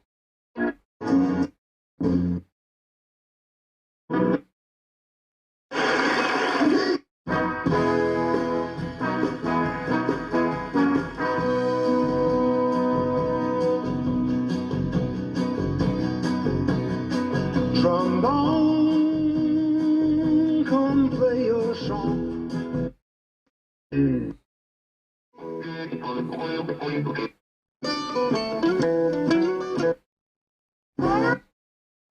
I'm trying to find some of your stuff here, Mike.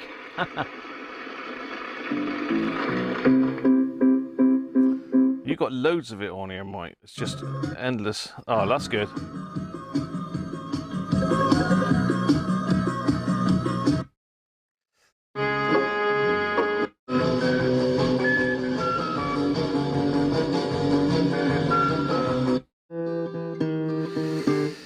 He's going to get me in trouble, that Mike.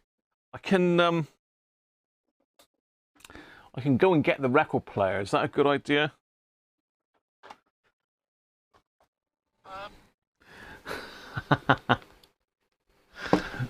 Oh mother Graham. What are you trying to say, Mike?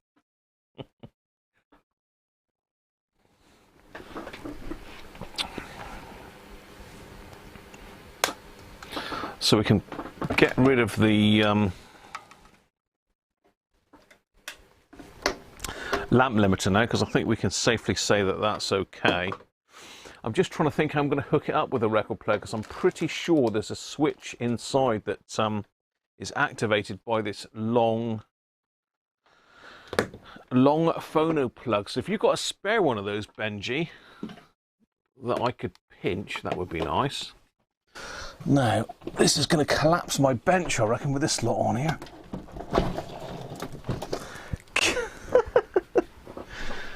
Bloody hell. Let's think about this, Graham. How are you going to do this? This is going to have to go that way round.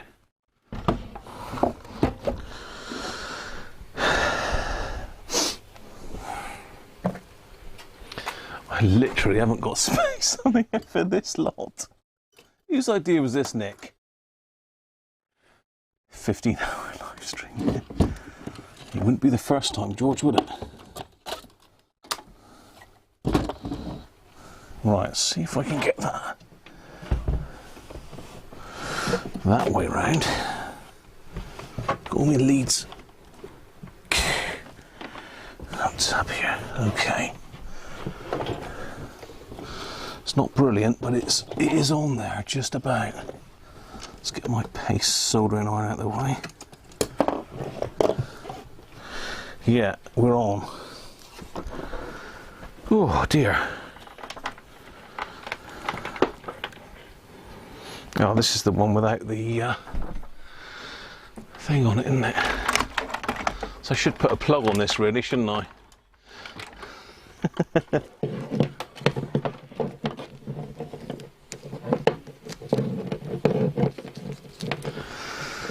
Oh.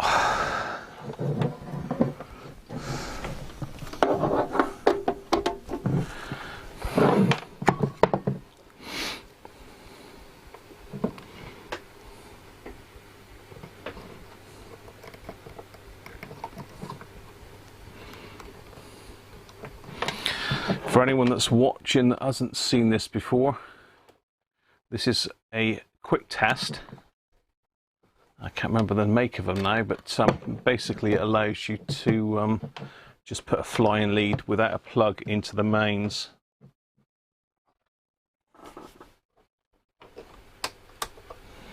Broken knob.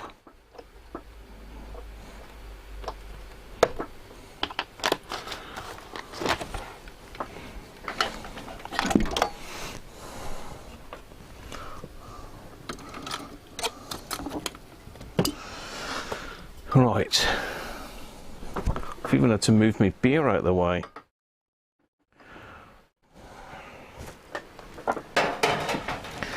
Let's just get another knob to put on there. I don't know what I've just done with those.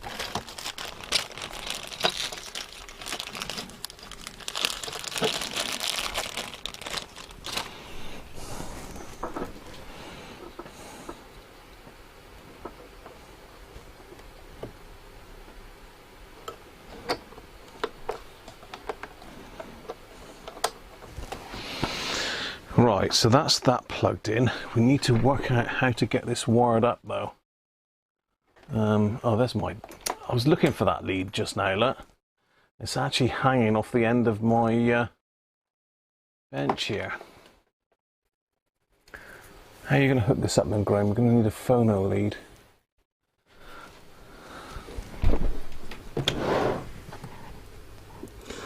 Yeah, I'm pretty sure that's got a long lead in it.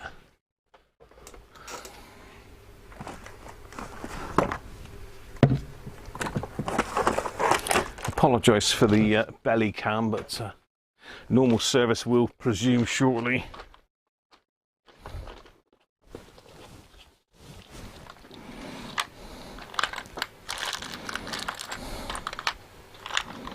See, these are just normal phono plugs, they're not anything particularly long about them.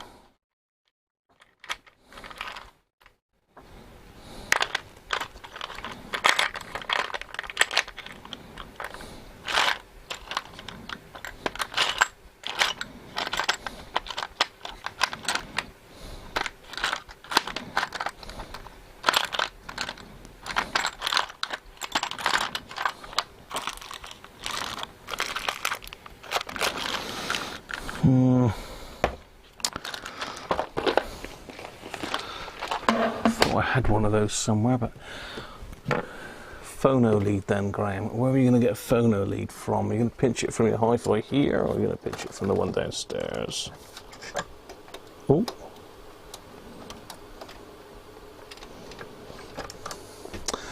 Right, back downstairs we go then to try and find a phono lead.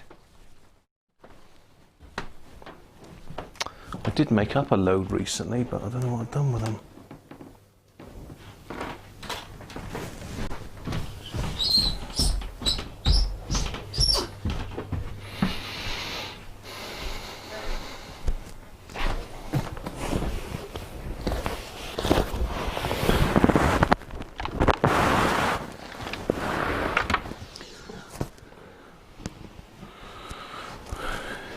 Right, Car? This Cruncher's all right.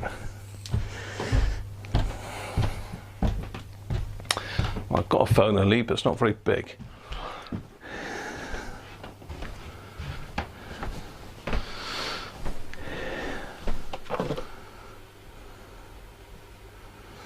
It's not very big. It might just reach though.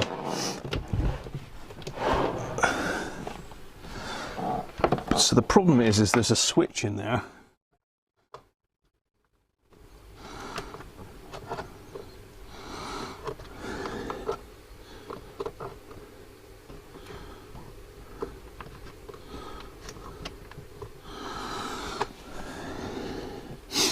I'm just wondering if I could poke something in there and then connect this to it, if you know what I mean.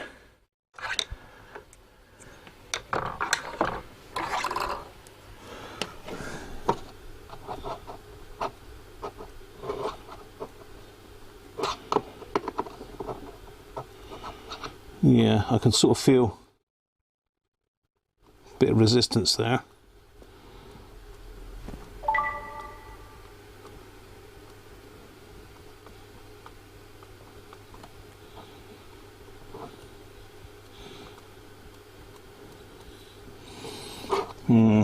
Shall we just try it?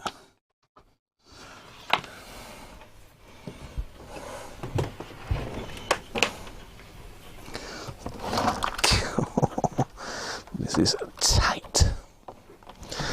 Let's just try and see what happens, shall we?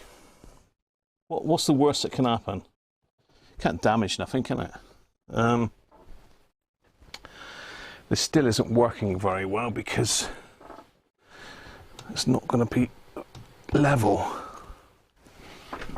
Okay.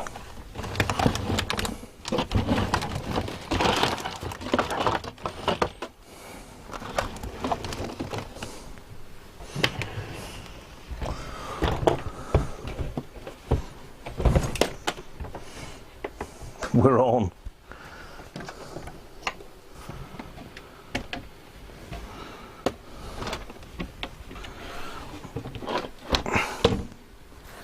Just right. What a game. Whose idea was it to put a record on? I suppose I better go and get a record, haven't I? I mean, that's firing into nothing there really, so it's not going to be brilliant. Let's see if we can get some royalty-free records, shall we? Another box set. Oh, we've got hours worth of rubbish here for you to listen to. Hours worth. And my mic battery still good. Right, I think we're going to go with a bit of James Last with Bert Kaempfert. Bert Kaempfert and James Last in concert. Oh, that's manky actually. The World of Bert Kaempfert. Dance Time, Bert Kaempfert. Who's Bert Kaempfert, for God's sake? I'm not sure. See, I like a bit of James Last. I don't mind a bit of James Last.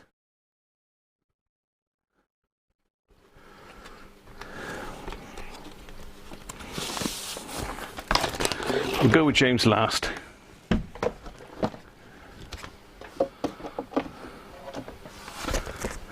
In Love, hey, isn't that lovely?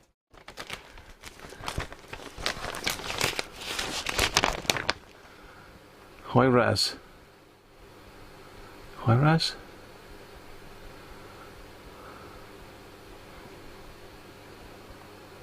What's going on? Watch that bench. I know it's going to collapse. OMD.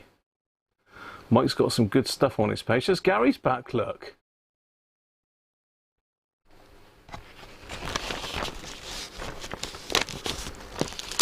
Oh, this one's stuck. Someone must have loved this record. It's stuck to the cover. Oh, it's mint. Never been played, this one. Easily listening. James Last in Love, apparently. Right, 245. Let's pop the amp on. Hang on, I've got the transit screws screwed down.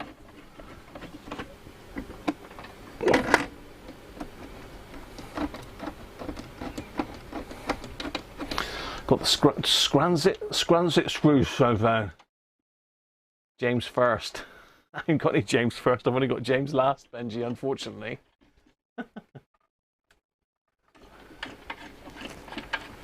So we're going to rip it up now.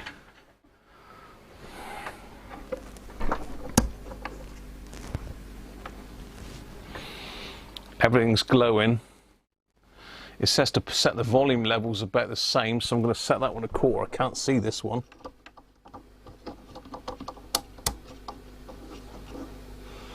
Can't see that one, so I can only assume it's roughly the same.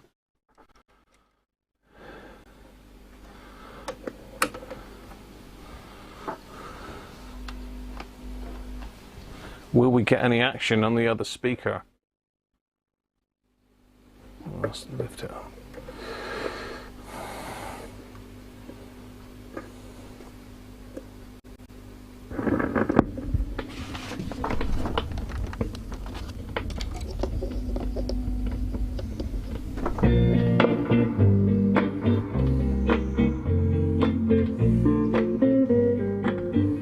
No, nothing coming out of the speaker at all.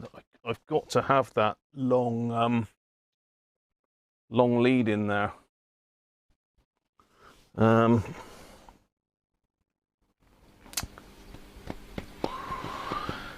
can I botch that up without electrocuting myself, I wonder?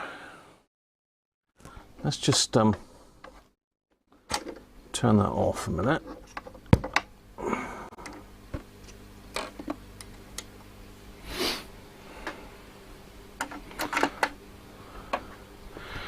Just going to lift the deck out and have a look in underneath.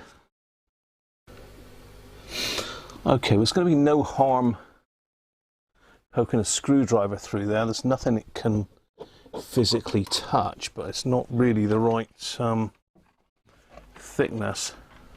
Oh. That would make a great signal tracer, wouldn't it? Let's measure the diameter of that pin. What I was going to try and do was jam something in there to keep the switch open and then just croc clip it on somehow. It's a bad idea, I know, but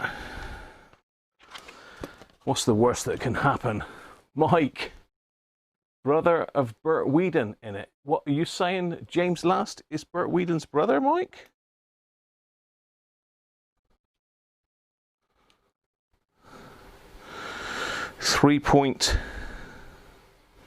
.16 mil. 2.95. 3.16. Where's my drill bits? I'm going to try and hotwire this lot up so you can hear it. God knows what I'm doing, but you know. 3.5. 3.5 fit in there. No, not quite. 3.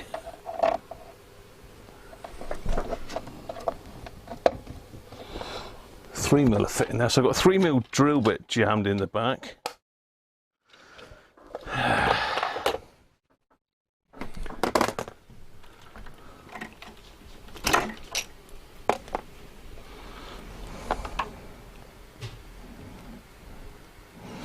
So I'm just going to try and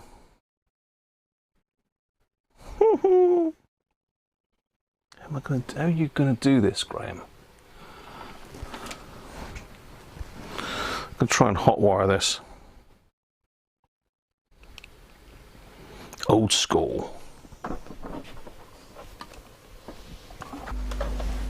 Try again. You off key for you? Cheers, mate.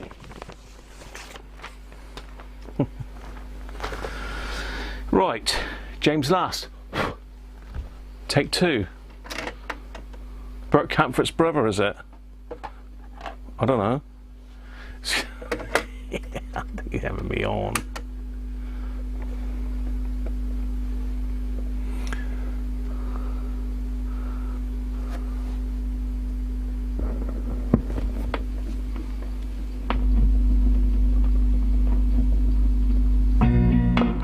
Now it's working.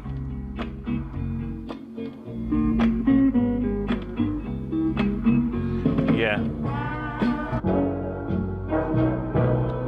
It does sound nice and warm, I must admit.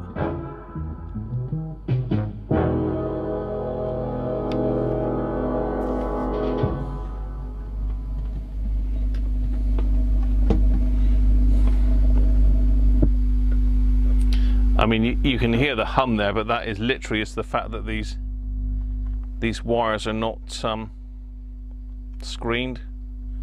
Well, they're crossing over. There's all sorts of shenanigans going on with them.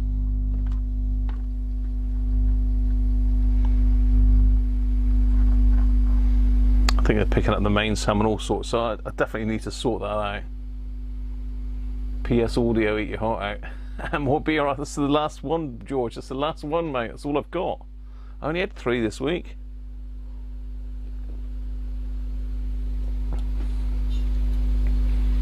Hendrix Voodoo Child. Yeah, no, I think a bit of MC Hammer would be more like it. Bit of MC Hammer Prey. That's a speaker killer.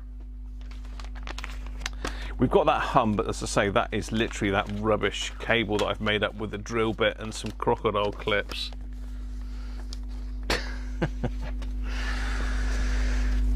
Let's so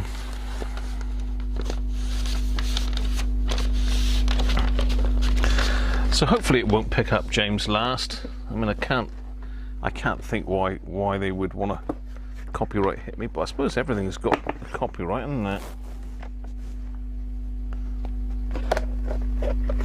Bert Kaempfert in love. Dance time, Bert Kaempfert. Latin. What have we got on here? La Paloma. Tico Tico. La Caracha. Oh, that's a bit dusty. That one's been. I think I might have played this one before. Let's have a bit of Latin, shall we? Bit of rumba.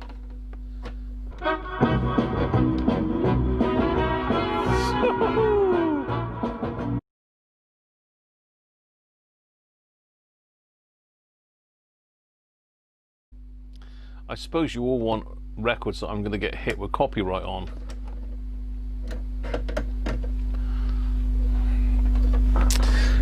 I'm trying to avoid that if I can, really, because you know I am a good boy normally. Well, not normally, really. Record 4, side 1.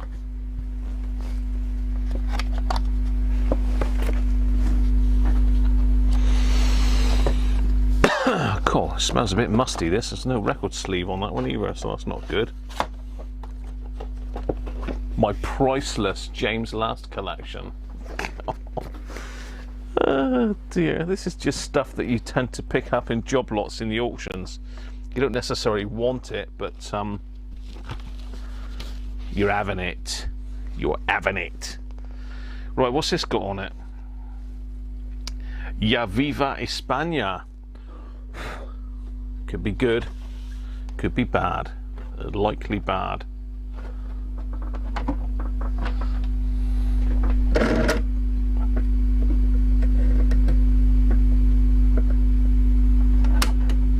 I do need to service this arm, it's really horrible.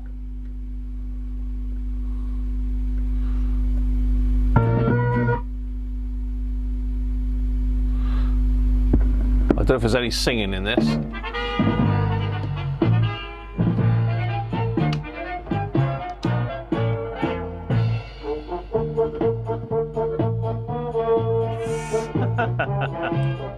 RV.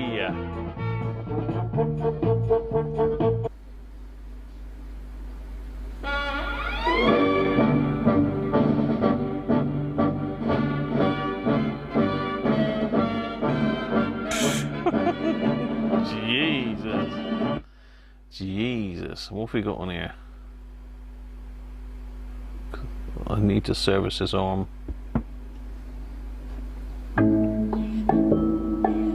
This is Bert Kaempfert, apparently. Singleton and Snyder.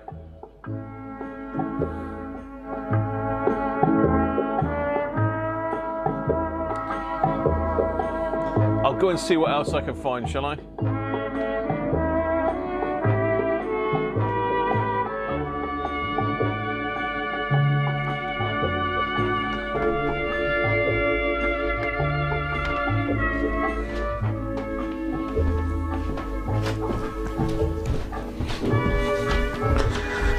They're not liking my Sounds of the Mediterranean and James Last car.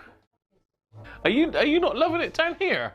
No, it's bloody shit.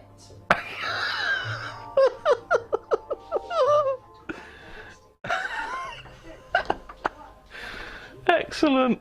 Oh my god. That told me, didn't it? What can we play here that... I've got some Barry Manilow, how about that? There's loads of Barry Manilow fans out there. What else have we got here? More Memories. What's this rubbish?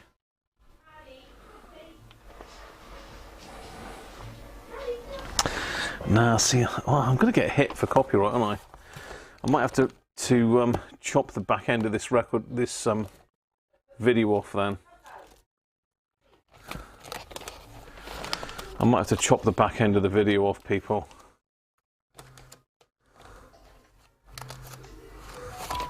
I'll just pick some random records. Look, let me just grab some random stuff.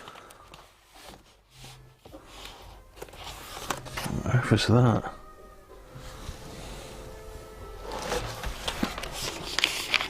I've even pulled a 78, that.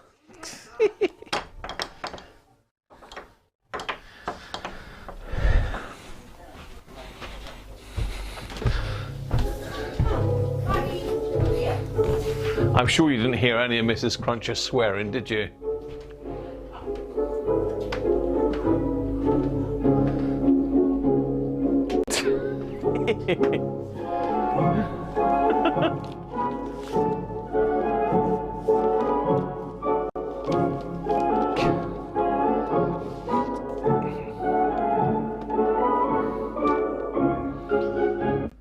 Okay.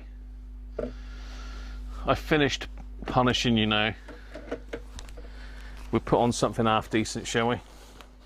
I'm not saying fully decent, but half decent. An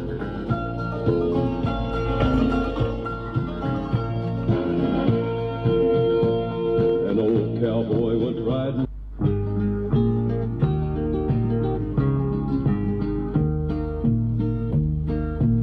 Love like a butter.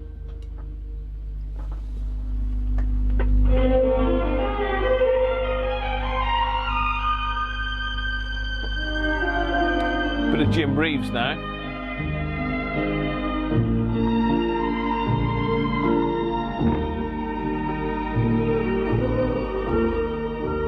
Welcome to my world. It's a bit of Jim Reeves, Welcome to My World. Right, I'm going to go for a quick comfort break, and I'm going to see if I can find anything else to put in this tankard.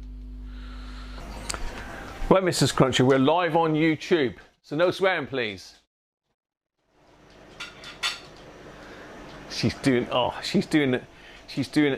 hand gestures to me now. I need to find something else to drink. What would you suggest, Car? Take the uprising. Water. Water? But I can't play records if I'm drinking water, can I? Exactly. Happy days. What are you saying, Coco? So there we are. Another live stream comes to an end. Paul Radiocruncher FM. Good people. That's a good bit of fun, wasn't it? It's as good as capacitor roulette. Trouble is, it gets me copyright hits. That's the only thing, Mike. But yeah, I quite enjoyed that, playing some tracks and trying to guess what they are. Some of them I wouldn't have had a clue, to be fair. I probably would have got about 30% of those. Pot pickers. No goat today. No. No milk today, no goat today. So I hope you've enjoyed that, people. Apparently I've got some thumbs down. Well, unfortunately, those people, well, they can do what they want. I don't really care, to be honest. So if you like that, give me a thumbs up. And if you're not a subscriber, please subscribe, because I've got some giveaways coming up very soon, and some really, really good giveaways. A couple are probably worth value-wise into 3 figures. So bear that in mind. Yeah, there's some really nice stuff been sent to me recently, and I've got some really nice stuff of my own that I'm going to give away. I'm looking for 3,000 subs to give away the red Hacker RP30 that I've been working on. I've not finished the restoration on that yet, but we've certainly got it going. Need more wine. I'm gonna yeah. So I've got to go into Zoom and do the Popmaster. I could do that. I can do a Popmaster on the Zoom one night. So again, Nick, thanks very much. I've not had a chance to look at the record player that Nick sent me yet. This is the record player that I've repaired recently. You've seen all the videos I've done on that. Still got a little bit of work, but it's pretty much there, to be fair. And I think the amplifier's done. I probably will restuff the 50 microfarad smoothing cap and pop a new capacitor in there.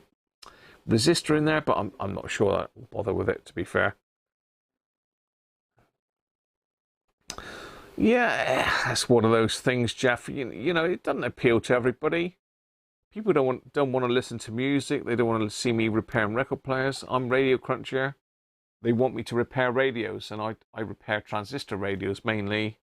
Hacker, occasionally a bit of Roberts, but mainly Hacker and other brands. So if people don't like my content, they can give it the thumbs down if they want. But you know, I don't care.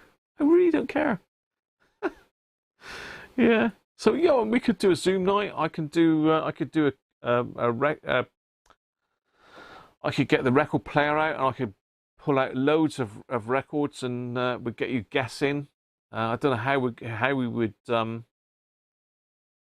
police that, really. Whether we ban people from Google. It's the quickest fingers who can Google it the first, I suppose. Thing is, if you actually know it, you're going to get it first, because people can Google it, but they've got to physically type it in, hit the enter key, find it, and then input it. If you know it off the top of your head, you're going to be first, aren't you? So there you go.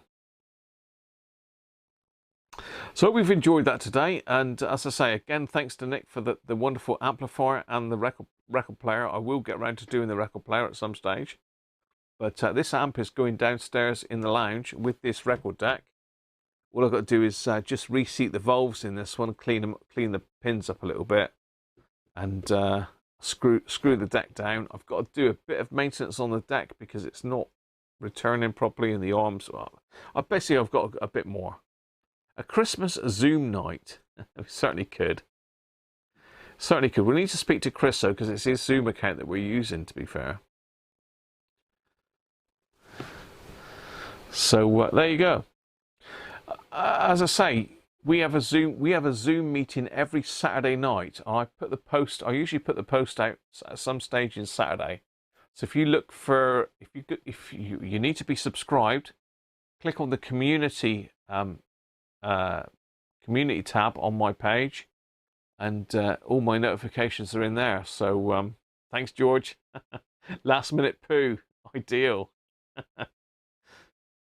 Anyway, cheers, people. As I say, if you're not subscribed, please subscribe, because you will not be able to win the giveaways that are coming up if you're not a subscriber. So get subscribing, and as I say, if you liked it, give me a thumbs up. And feel free to leave any comments in the comment section of the video, because I always try and answer them. I might not answer them straight away, but I do try and answer them. So cheers all, and hopefully I'll catch you at some stage next week. I may be on in the midweek. I've got lots of CB radio stuff to do. I've got Volve radio stuff. I've got an endless amount of stuff to do. I've just knocked my phone on the floor.